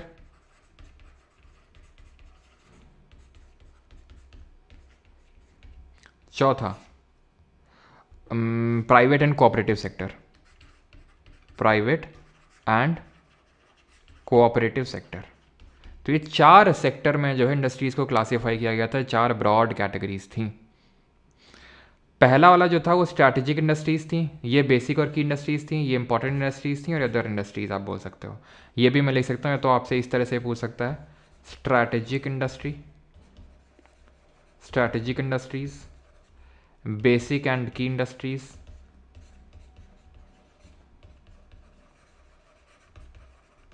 ठीक है, important industries, private and cooperative जो सेक्टर है ये आपका आ जाएगा अदर इंडस्ट्रीज़ में, अदर इंडस्ट्रीज़। क्लियर इतनी चीज़? 4 ब्रॉड कैटेगरीज में डिवाइड किया था। 1955 में village and small scale industry committee का गठन किया गया। इसको करवे कमेटी के नाम से भी जानते हैं, ठीक है। Noted the possibility of using small scale industries for promoting rural development. तो एक करवे कमेटी का गठन किया गया था जिसको हम विलेज और स्मॉल स्केल इंडस्ट्री के नाम से भी जानते हैं। 1955 में इसने नीड बताई थी, इसने पॉसिबिलिटी बताई थी स्मॉल स्केल इंडस्ट्रीज़ का क्या रोल हो सकता है रूरल डेवलपमेंट में। गांव में अगर हमें विकास लाना है तो हमें छोटी छोटी इंडस्ट्रीज़ को सेटअप करना पड़ेगा और उनको प्रोटेक्ट भी करना पड़ेगा, नहीं तो जो बड़ी इंडस्ट्रीज़ है इन छोटी इंडस्ट्रीज़ को खा जाएंगे, क्योंकि उस लेवल पे इनके पास मैकेनाइजेशन होगा नहीं और उस लेवल पे ये प्रोडक्शन कर पाएंगे नहीं, तो इसलिए इनका प्रोटेक्शन भी ज़रूरी है। ऐसा करवे कमेटी ने बोला था 1955 में जो बनाई गई थी, तो ये ध्यान रखेंगे। दूसरी इंडस्ट्रियल पॉलिसी रेजोल्यूशन है 1956 में आया था, जिसको कि इकोनॉमिक कॉन्स्टिट्यूशन ऑफ इंडिया के नाम से भी जाना जाता है। इसने इंडस्ट्रीज़ का डाइवर्सिफिकेशन किया। आपसे जब भी पूछेगा कि भाई कौन से आईपीआर ने डाइवर्सिफिकेशन किया इंडस्ट्रीज़ का, तो you will say second IPR ने किया। इसमें 3 शेड्यूल्स में इंडस्ट्रीज़ को बांटा गया, शेड्यूल ए, शेड्यूल बी और शेड्यूल सी। शेड्यूल ए में इंडस्ट्रीज़ आई वो मेनली पब्लिक सेक्टर इंडस्ट्रीज़ थी, टोटल इसमें 17 इंडस्ट्रीज़ थी। शेड्यूल बी में पब्लिक और प्राइवेट सेक्टर 12 और only private sector schedule C. क्या है इसका मतलब कि भाई यहाँ पर इंडस्ट्रीज़ का डाइवर्सिफिकेशन किया गया, शेड्यूल्स में बांट दिया गया इंडस्ट्रीज़ को, कि पहला वाला जो शेड्यूल ए में इंडस्ट्रीज़ होंगी, जैसे कि जो इंपॉर्टेंट है, जैसे कि एविएशन हो गया,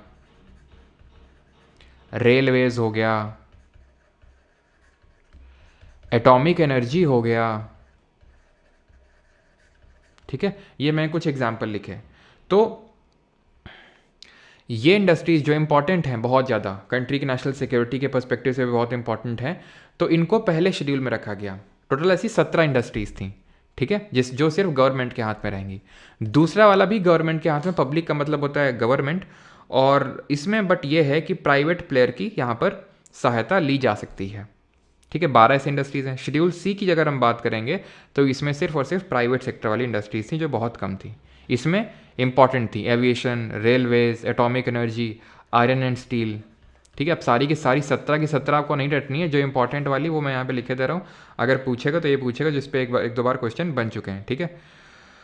और एटॉमिक एनर्जी हो गया, आर्म्स एंड एम्यूनिशन हो गया, ठीक है। 5 याद कर लो, आराम से हो जाएगा आपका question, arms and ammunition. The purpose of this policy was to promote regional equality. Regional equality वही सेम चीज़ की जहाँ पर डेवलपमेंट नहीं पहुँचा है ना। ऐसा ना हो कि अगर हम सिर्फ प्राइवेट प्लेयर को खेलने का मौका देते रहेंगे तो होगा इससे ये कि प्राइवेट इंडस्ट्रीज़, मैंने आपको बताया ना जब बैंकिंग सिस्टम पढ़ रहे थे कि HDFC जाके कोई गांव में तो नहीं खोलेगा, जाके किसी गांव में जाके बैंक, क्यों? क्योंकि उसको प्रॉफिट नहीं है, प्राइवेट का मोटिव होता है प्रॉफिट। तो प्राइवेट प्लेयर्स जो हैं वो ज़्यादा आपका हर जगह हर इंडिया के नुक एंड कॉर्नर में नहीं जाने वाले हैं, तो फिर रीजनल इक्वालिटी कैसे आएगी? तो इसके लिए ही गवर्नमेंट ने जो है लाइसेंस राज ला के रखा था। ये लाइसेंस राज 1950 के टाइम पे शुरू हुआ था और पीक तक गया 1990 तक। Let me tell you, peak तक गया 1990 तक, और यहाँ पे जाके लाइसेंस राज खत्म होता है 1991 में। ये जो हमारी आखिरी इंडस्ट्रियल पॉलिसी थी और लेटेस्ट इंडस्ट्रियल पॉलिसी यही वाली है। उसके बाद अभी तक इंडस्ट्रियल पॉलिसी आई नहीं है, ठीक है। डिसइन्वेस्टमेंट किया गया पब्लिक सेक्टर का। डिसइन्वेस्टमेंट का मतलब विनिवेश, विनिवेश का मतलब है कि गवर्नमेंट अपनी शेयर होल्डिंग छोड़ के प्राइवेट प्लेयर को ला रही है। और डिसइन्वेस्टमेंट का पैसा किस हेड में जाता है ज़रा बताइए एनुअल फाइनेंशियल स्टेटमेंट के।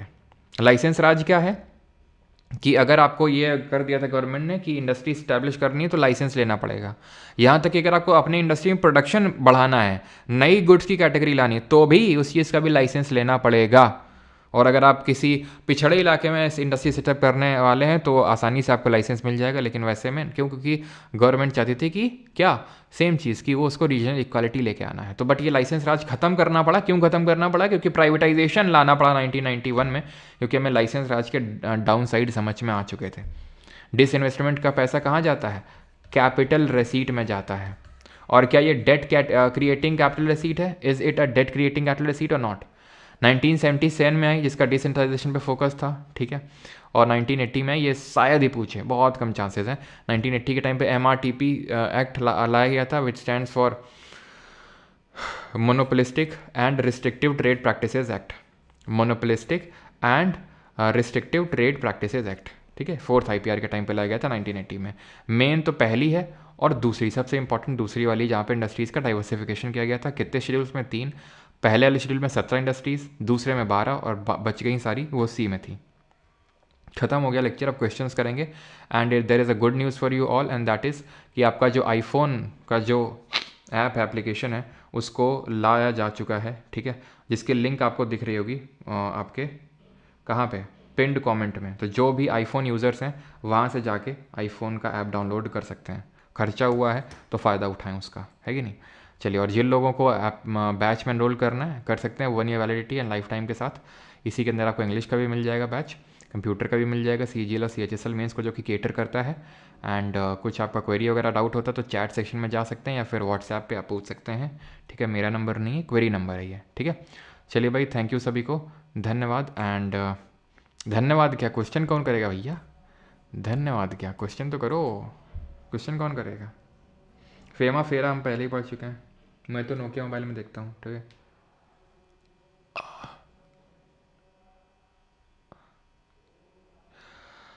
हाँ, तो प्राइम मिनिस्टर समराइज करने थे ना। पहले 3 में प्राइम मिनिस्टर कौन थे? Nehru, first, second, third. चौथे, 5वें, 6वें में कौन थे? Gandhi, Indira Gandhi.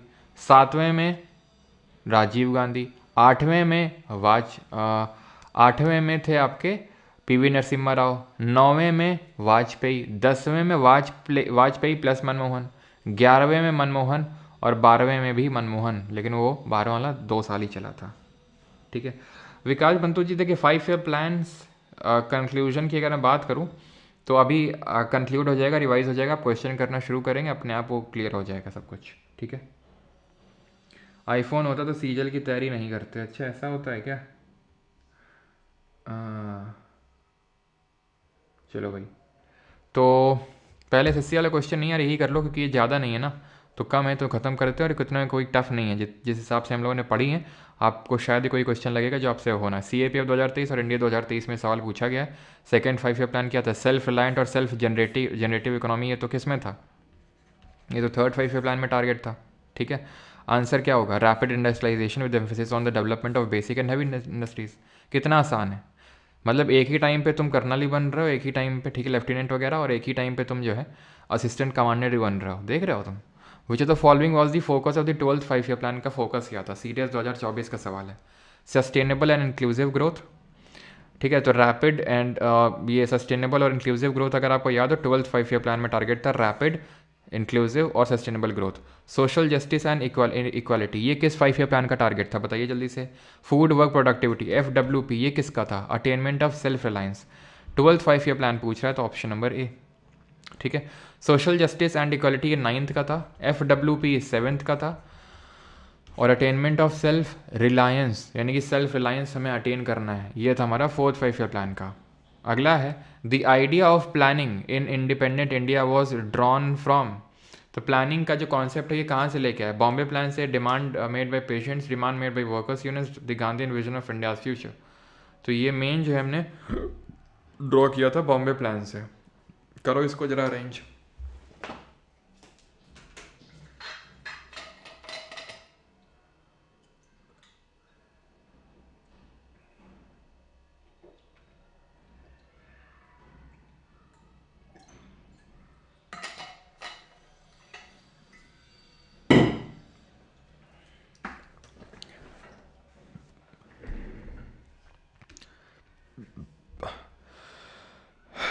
Establishment of national planning committee 1938, establishment of planning commission March 1950, ठीक है।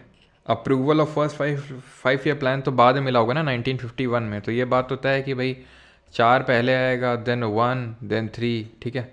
और formation of national development council, तो ये भी प्लानिंग कमीशन के आसपास होगी, या तो यहाँ होगा या तो यहाँ होगा, सिंपल सी बात यही है, ठीक है। और ऐसा कहाँ दिख रहा है आपको, यहाँ दिख रहा है, ख़त्म। 4, 1, 2, 3। Plan allocation in agriculture and irrigation, ये किसका क्वेश्चन था? ये एनडीए का था, ये भी एनडीए का है। Plan allocation in agriculture and irrigation as percentage of total plan outlay was highest in. कुल योजना परिव्यय की प्रतिशतता के रूप में कृषि और सिंचाई की योजना, प्लान एलोकेशन कहाँ पे? एग्रीकल्चर इरीगेशन पे ज़्यादा था। तो सबसे पहला वाला जो हमने स्टार्ट किया था उसी पे हमने एग्रीकल्चर पे ज़्यादा फोकस किया था, इरीगेशन पे फोकस किया था, इसीलिए हम डैम्स हमने इस्टेब्लिश किए थे, बाखला नंगल, हीराकुड और नागार्जुन सागर। किसको आर्किटेक्ट ऑफ इंडियन प्लानिंग बोलते हैं? तो VK RV राव के बारे में मैंने आपको कल बताया था, he gave the scientific approach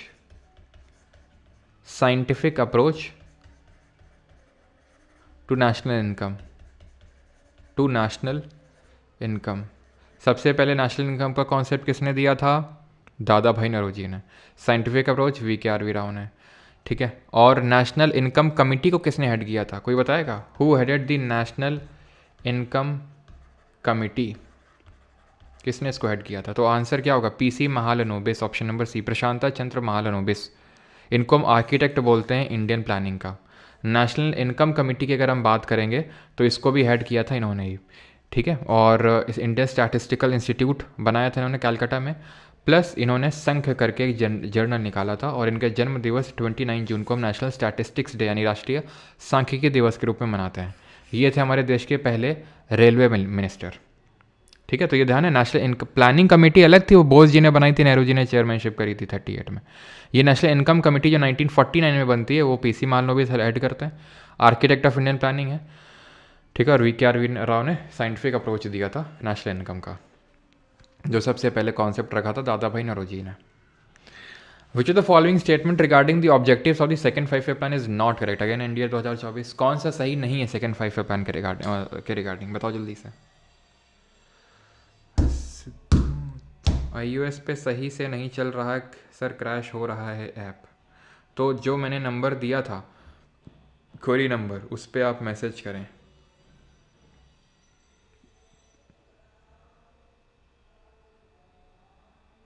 okay Kapil Beniwal जी, मैं पासवर्ड वगैरह चेंज कर लूँगा।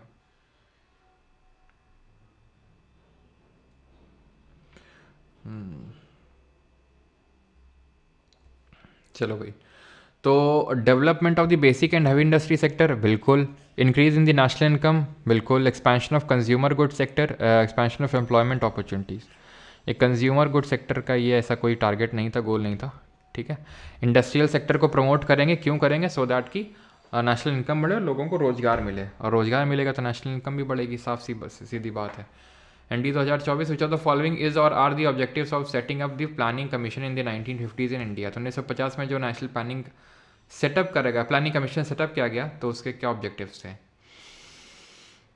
To increase the production and offering opportunities for all for employment, to make assessment of all resources of the country, बिल्कुल सही, ऑप्शन नंबर सी यहाँ पे सही आंसर होगा, both 1 and 2।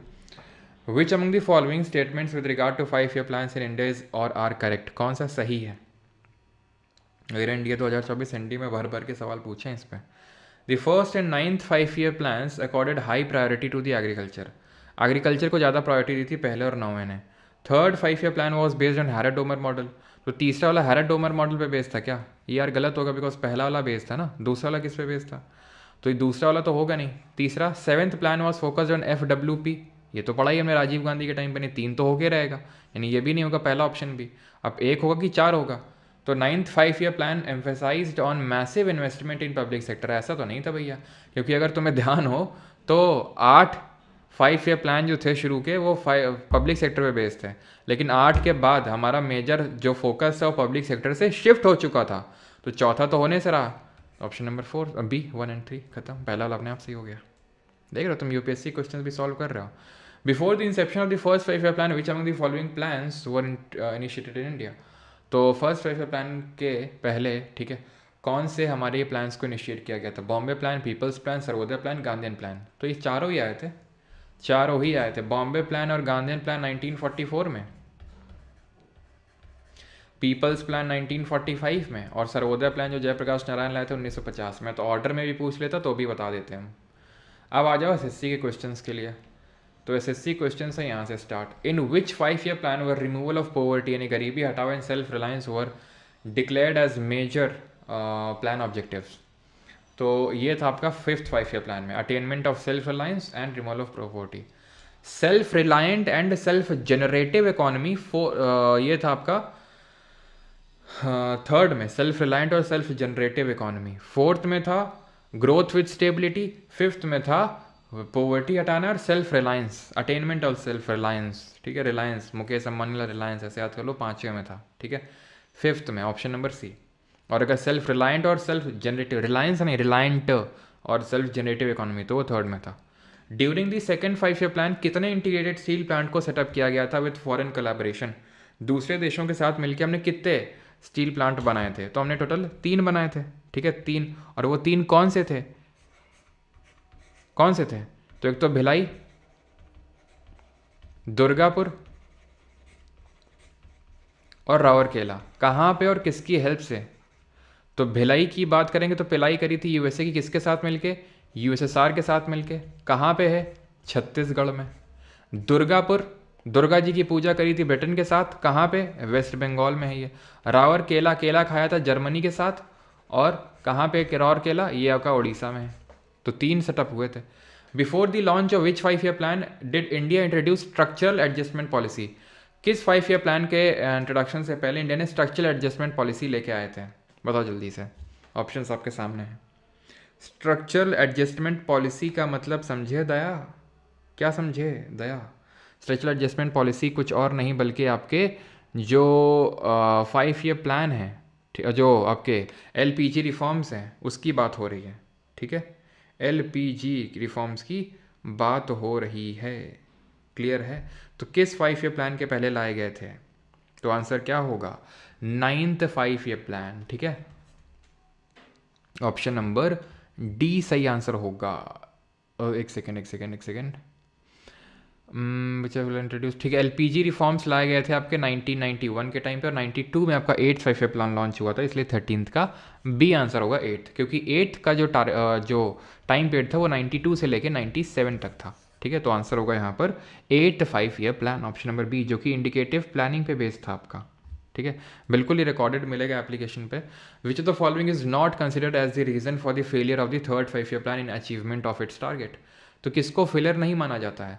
Chinese aggression, India Pakistan war, change of government, या फिर severe dot?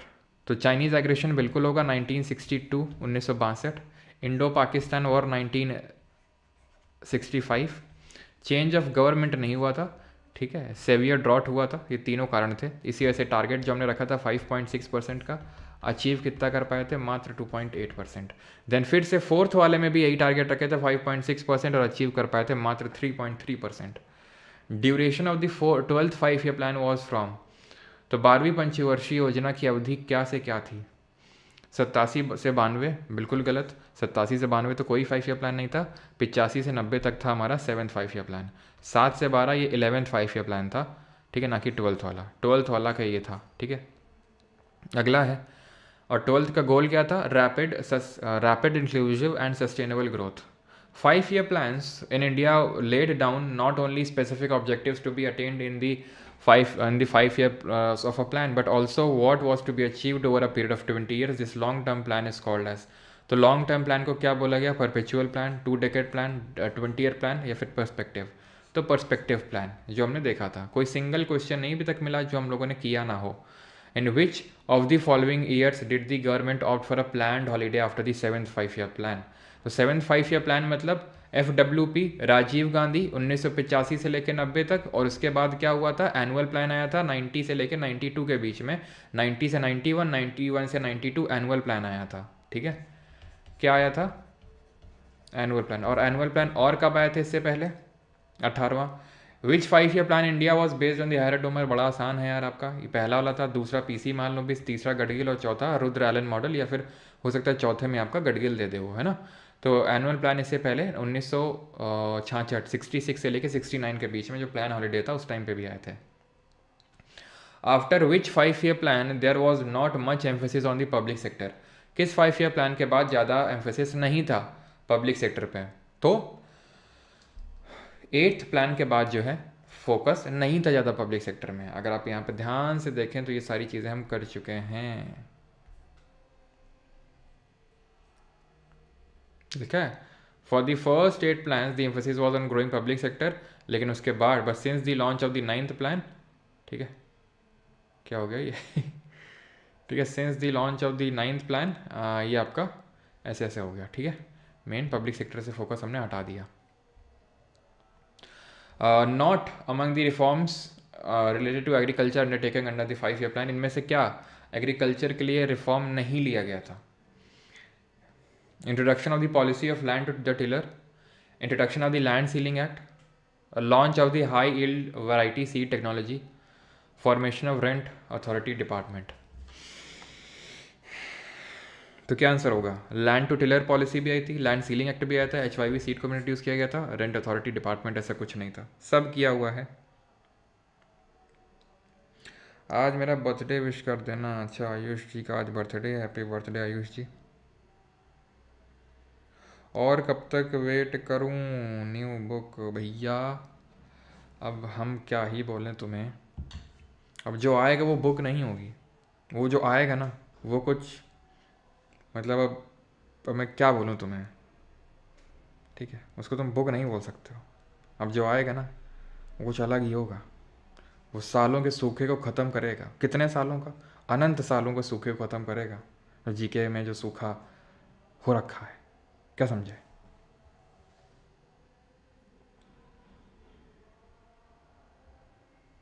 ठीक है। तो the global financial crisis overlapped with which 5 year plan in India? तो ग्लोबल फाइनेंशियल जो क्राइसिस है वो किसके साथ ओवरलैप करी थी, किस 5 ईयर प्लान के साथ? ग्लोबल फाइनेंशियल क्राइसिस कब आई थी? 2012 के टाइम पे आई थी। कौन सा था? 2012 सॉरी हाँ 2007 से 12, तो 11th 5 ईयर प्लान होगा आपका, ठीक है। ऑप्शन नंबर डी 2007 के टाइम पे आई थी ना, कि 2012 के टाइम पे, 2007 के टाइम पे आई थी ग्लोबल फाइनेंशियल क्राइसिस, ठीक। अगला 22 करो।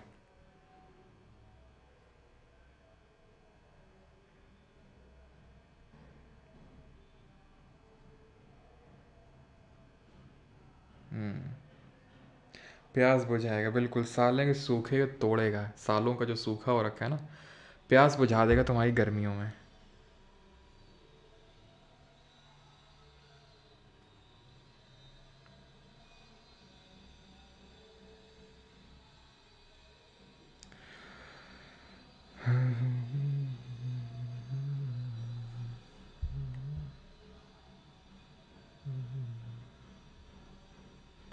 चलिए, which of this is not one of the reasons why the public sector played a dominant role in establishing the industrial sector in India post independence? Poor saving capacity, लोग save नहीं करते, तो save नहीं करेंगे तो capital नहीं रहेगा, capital मतलब पैसा, पूंजी नहीं रहेगी, बैंक में लोग डिपॉजिट नहीं करेंगे, इन्वेस्ट नहीं करेंगे, सेव नहीं करेंगे तो इन्वेस्ट नहीं करेंगे, इन्वेस्ट नहीं करेंगे तो प्राइवेट सेक्टर के लिए पैसा कहाँ से मिलेगा? टू अवॉइड जनरेशन ऑफ ये कुछ नहीं था, लार्ज इनफ मार्केट नहीं थी और कैपिटल नहीं था, पूंजी नहीं थी, ठीक है। The era of 5 year plan began in India with establishment of, तो किसके इस्टेब्लिशमेंट से 5 ईयर प्लान शुरू हुआ आपको पता है? योजना आयोग से 24। बताइए पीसी मान लो भी इसके बारे में कौन सा, हाँ, क्यों इतनी चर्चा होती है?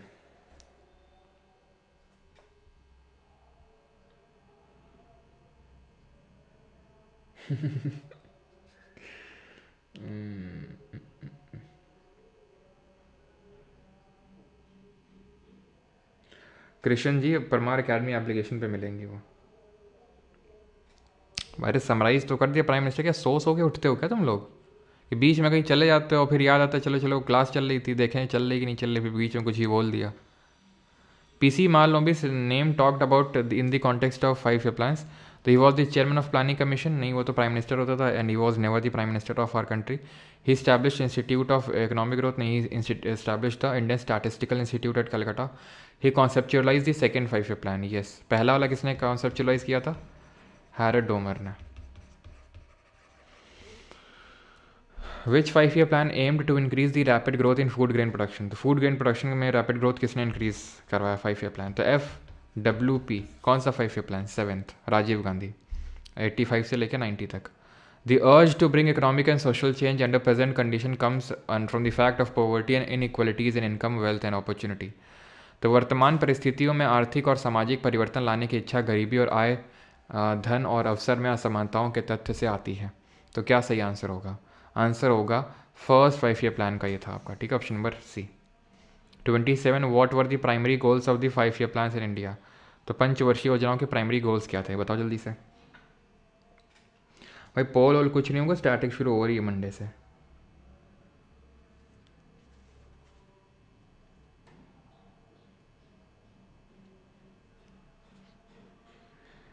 हाँ नहीं, बड़ा नहीं होगा, बहुत बड़ा होगा. ठीक है, आपको पता है रोज़ रोज़ इस चैनल पे लॉन्चिंग वॉन्चिंग तो होती नहीं है, लेकिन जब होती है ना तो फिर कुछ बहुत बड़ा होता है. And let me tell you, वही है, सालों के सूखे को ख़त्म, सालों का सूखा ख़त्म हो जाएगा अभी. ठीक है, तो what were the primary goals of the 5 year plans in India? तो भारत में पंचवर्षीय योजनाओं के प्राथमिक लक्ष्य क्या थे? तो प्राथमिक लक्ष्य क्या थे पंचवर्षीय योजनाओं के? ये थे ग्रोथ, मॉडर्नाइजेशन, सेल्फ रिलायंस और इक्विटी. सब पढ़ा हुआ है, not even a single question अभी नहीं मिला है जो हाँ इसको बोल सकते हैं ये वाला कि एज सच ये वर्डिंग नहीं पढ़ी थी हम लोगों ने. ठीक है, यही एक सिर्फ क्वेश्चन देखने को मिला, नहीं तो ये भी हम लोग पढ़ चुके हैं, सबका मतलब भी मैंने आपको बताया. Growth with stability and progressive achievement of self Reliance was. Growth with stability, जब हम औंधे मुँह गिरे थे 3rd 5th प्लान में, तब हमें आया था कि नहीं स्टेबल होकर यार वो करना है. ठीक है, तो ये है आपका. यूट्यूब का तो पता नहीं है क्रैश होने वाला है कि नहीं, लेकिन बहुत सारी चीज़ें क्रैश होने वाली हैं. ठीक है, तो ग्रोथ विथ स्टेबिलिटी ये होगा आपका 4th 5 year plan, option number C. 29 song सुना दें क्या? चलो रहना, तो उसको लॉन्च ही करेंगे. ठीक है, सुनाएंगे नहीं, अभी लॉन्च ही करेंगे, उसको रिलीज़ ही करेंगे चैनल पे. चलो नहीं, चेहरा दिखाएंगे वो नहीं, वो बड़ा काम, उससे भी बड़ा काम होने वाला है, मतलब फेस रिवील से भी बड़ा, बहुत ऊपर उठ के है वो चीज़. ठीक है, द एक्चुअल ग्रोथ रेट और कब होगा वो डेट्स तो मैं एग्जैक्टली आपको नहीं बता सकता हूँ कुछ कारणों की वजह से. ठीक है, लेकिन हाँ जल्द ही होगा. The actual growth rate of the 9th and 10th 5 year plan was dash and dash respectively. तो एक्चुअल ग्रोथ रेट क्या थी 9th और 10th 5 ईयर प्लान की? तो 9th की थी 5.4% और 10th की थी 7.6%. That is option number A. 30th what is not a goal of 5 year plan? तो इनमें से गोल क्या नहीं है 5 ईयर प्लान का? पंचवर्षीय योजनाओं का लक्ष्य क्या नहीं था? High population growth, high GDP growth है ना, ग्रोथ था. Equal benefit to all people, ये इक्विटी है. और सेल्फ रिलायंस, ये हमने पढ़ा था. ये हाई पॉपुलेशन ग्रोथ नहीं था. अगला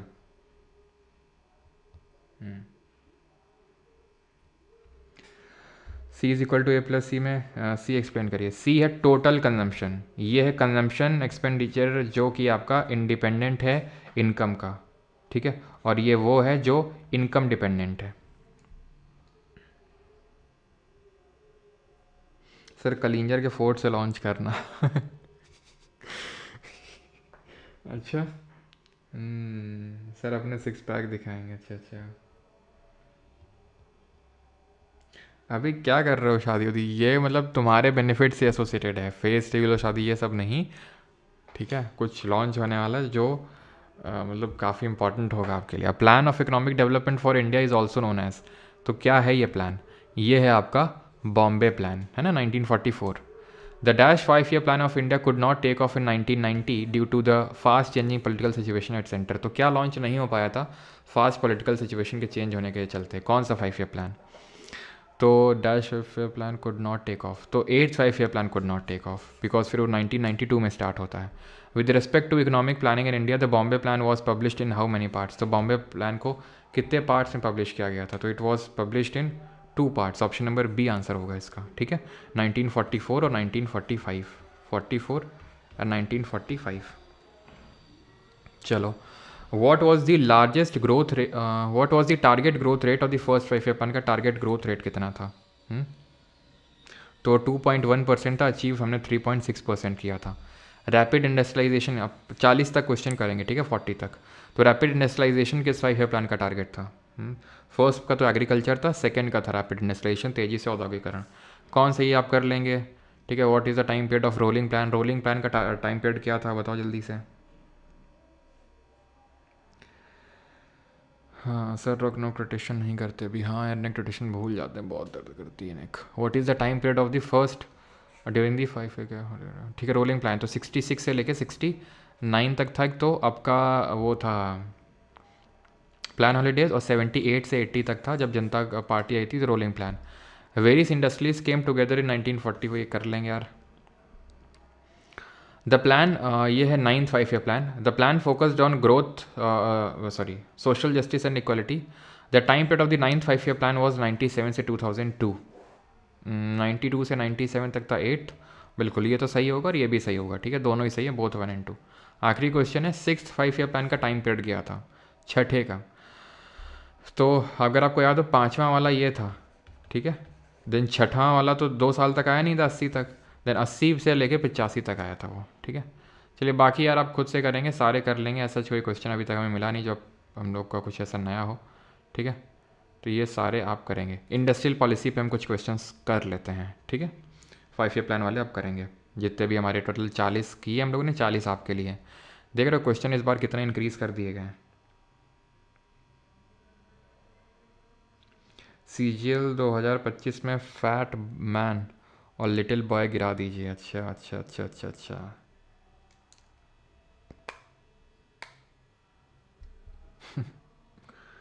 फैट मैन और लिटिल बॉय, मतलब विराज, जो तुमने बात कही है ना, तुम्हारी इस बात का ना स्क्रीनशॉट ले लिया है, और इस बात को जो विराज ने भी लिखा है, ठीक है, इसी सेम चीज़ को मैं रिपीट करूँगा। विराज बहुत काफ़ी हद तक मतलब क्लोज गेस कर दिया है, फैट मैन और लिटिल बॉय। फैट मैन और लिटिल बॉय को मैं कोट करूँगा जब लॉन्च करूँगा, ठीक है।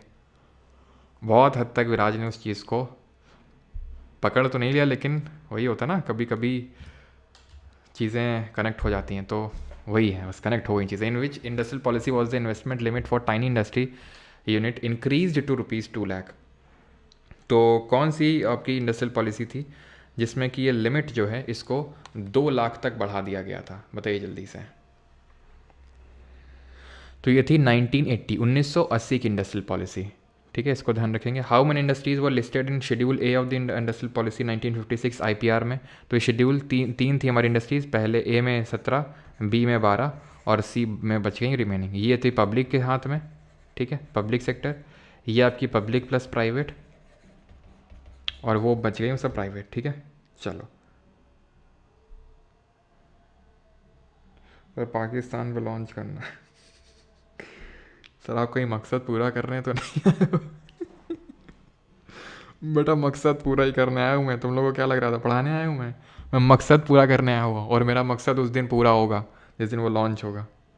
सही बता रहा हूँ, वो मेरा मकसद था, ठीक है, वो मेरा मकसद था अल्टीमेट, और वो मेरा मकसद उस दिन पूरा हो जाएगा। बड़ी गहराई में जाके सोचा है।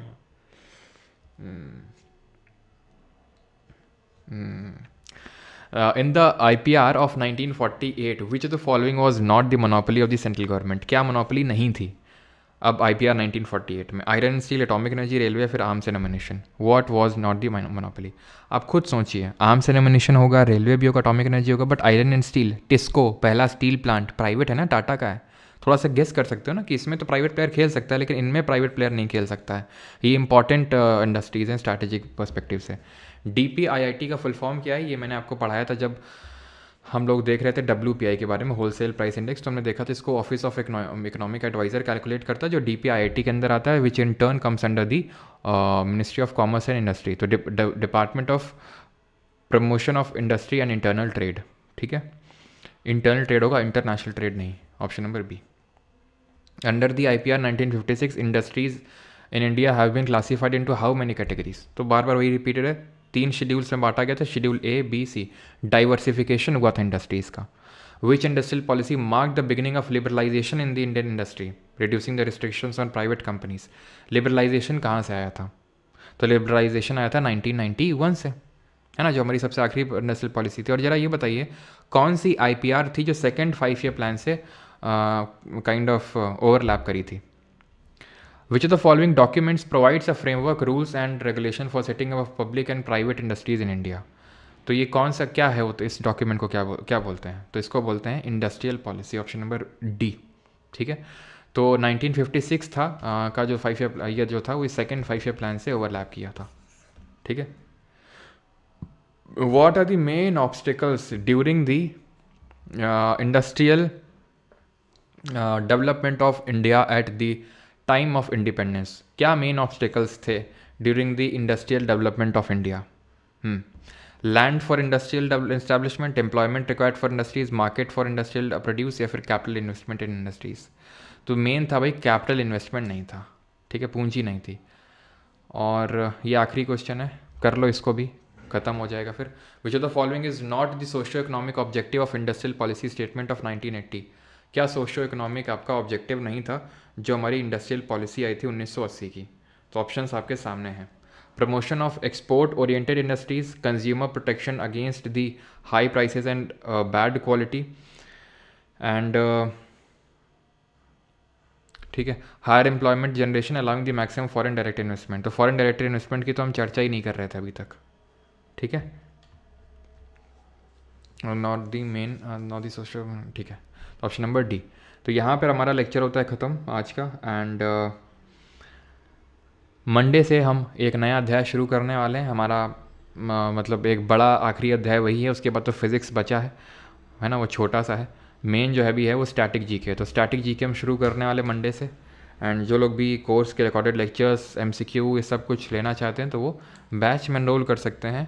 ठीक है, आप यहाँ पे देख सकते हैं, इसी के अंदर आपको इंग्लिश का बैच ही मिल जाएगा और कंप्यूटर का भी मिल जाएगा। ऑलराइट, डेट का आइडिया देते like within a week और 2। भाई विद इन अ वीक और 2 तो नहीं है अभी, इतना अभी जल्दी नहीं है, बिकॉज उसमें बहुत टाइम लग रहा है। ठीक है, बहुत टाइम लग रहा है उसमें। और अगर मतलब एकदम फैट मैन और लिटिल बॉय गिराना है, और मतलब ये भी है जो मतलब विराज ने बोला फैट मैन लिटिल बॉय, मतलब समझ रहे हो ना इससे क्या मैं बताना चाह रहा हूँ आपको, कि वो दो चीज़ें हैं। ठीक है, एक बड़ी है फैट मैन है, और एक थोड़ा सा छोटा है लिटिल बॉय है। वो एक बड़ा है फैट मैन और एक लिटिल बॉय है उसमें से, तभी मैंने बोला कि बहुत सही तक पहुँच चुके हो। तो वो जो है मतलब कुछ ऐसा मैं आपको देने वाला हूँ कि उसमें मैंने आज तक कभी तुमसे गारंटी में बोला कि भाई ये कर लो तो ये हो जाएगा, है ना, कि यहाँ तक मैं कोर्स से भी आपको पता है अभी, है ना, टॉप रैंकर्स निकले हैं सीजीएल में, जो जीके में हाईएस्ट स्कोर है अभी तक जो, ठीक है, वो आपके बैच से ही है। लेकिन फिर भी मैं गारंटी ना तो मैंने पहले ली, ना तो अभी मैंने ली, कभी ली, लेकिन उस चीज़ में मैं गारंटी लूँगा। ठीक है, वो मैं गारंटी लूँगा, आप समझ सकते हो। ठीक है, कि वो फिर किस लेवल का होगा वो। हाँ, कब दोगे? जब हम चले जाएंगे तब। नहीं नहीं नहीं नहीं नहीं, जब तुम चले जाओगे तब नहीं भाई, सीजीएल से पहले ही देंगे। तुम चिंता क्या करो, सीजीएल 2025 से पहले ही मिलेगा तुमको। हाँ, टूर्नामेंट ख़त्म हो गए वेद प्रकाश। क्रिकेट में सीआईएसएफ की टीम ले गई ट्रॉफीज़। ठीक है, क्रिकेट में सीआईएसएफ, हमारे यहाँ पे यूनिट लगी ना, हमारे यहाँ पे एक थर्मल पावर प्लांट है पास में ही गाँव के, तो वहाँ पे सीआईएसएफ लगी हुई, तो उसको उनको बुलाया था क्रिकेट में, तो वो ले गए क्रिकेट वाली। अब क्योंकि मैं था नहीं तो फ़ोटो वगैरह है नहीं मेरे पास, इसलिए मैंने शेयर नहीं करी। टेस्ट सीरीज़ चालू करेंगे? अरे नहीं यार, अब तुमने बोला तो वो भी कर देंगे, लेकिन वो चीज़ थोड़ी ना है टेस्ट सीरीज़। नहीं नहीं, सीजल से पहले ही हो गया यार, चिंता क्या कर रहे हो।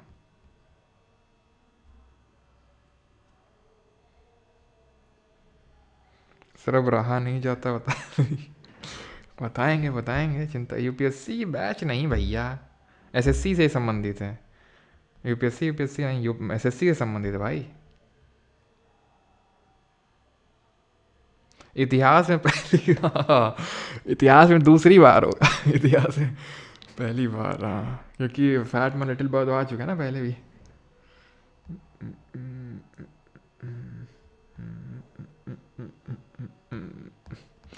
चलो भाई, thank you thank you thank you सभी को, एंड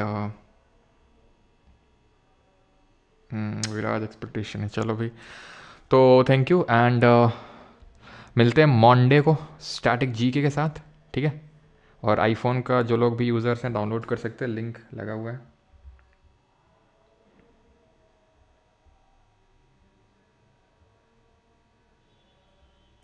सर क्या चीज़? एक सेकेंड एक सेकेंड एक सेकेंड एक सेकेंड, किससे कुछ डाउट है क्या? एक सेकेंड बताते हैं।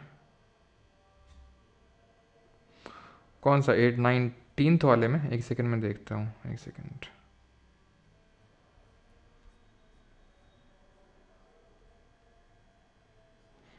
नाइनटीन्थ वाले में एक बार मैं चेक कर लेता हूँ। आई थिंक वही 8 और 9 का कन्फ्यूजन है ना।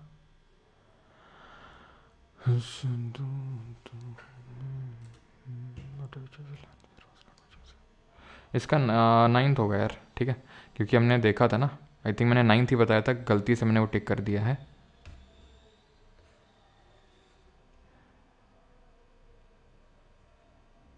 ठीक है, 9th प्लान होगा इसका। क्लियर? 9th ही होगा, बिकॉज 8 तक पब्लिक सेक्टर पे फोकस था ना, उसके बाद उस पर हो गया था। 40 तक करवा दिया, 41 से आपको करना है यहाँ से।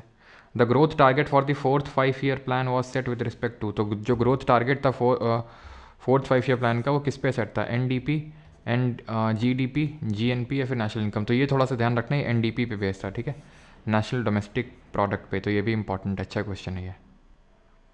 बाकी तो आप कर लेंगे गडगिल फॉर्मूला वगैरह सब, ठीक। चलिए भाई, थैंक यू सभी को, करिएगा। नहीं होगा तो हम एक क्लास रख लेंगे, और उसमें जो भी मैंने आपको होमवर्क में क्वेश्चन दिए थे बैच के अंदर क्लास रख लेंगे, तो जो भी आपको डाउट होंगे तो आप पूछ लेंगे ना। क्या सर बिना एग्ज़ाम दिए सिलेक्शन दिलवा दो क्या? काश आनंद में कर पाता ऐसा। 1 मई को करेंगे सर। अच्छा,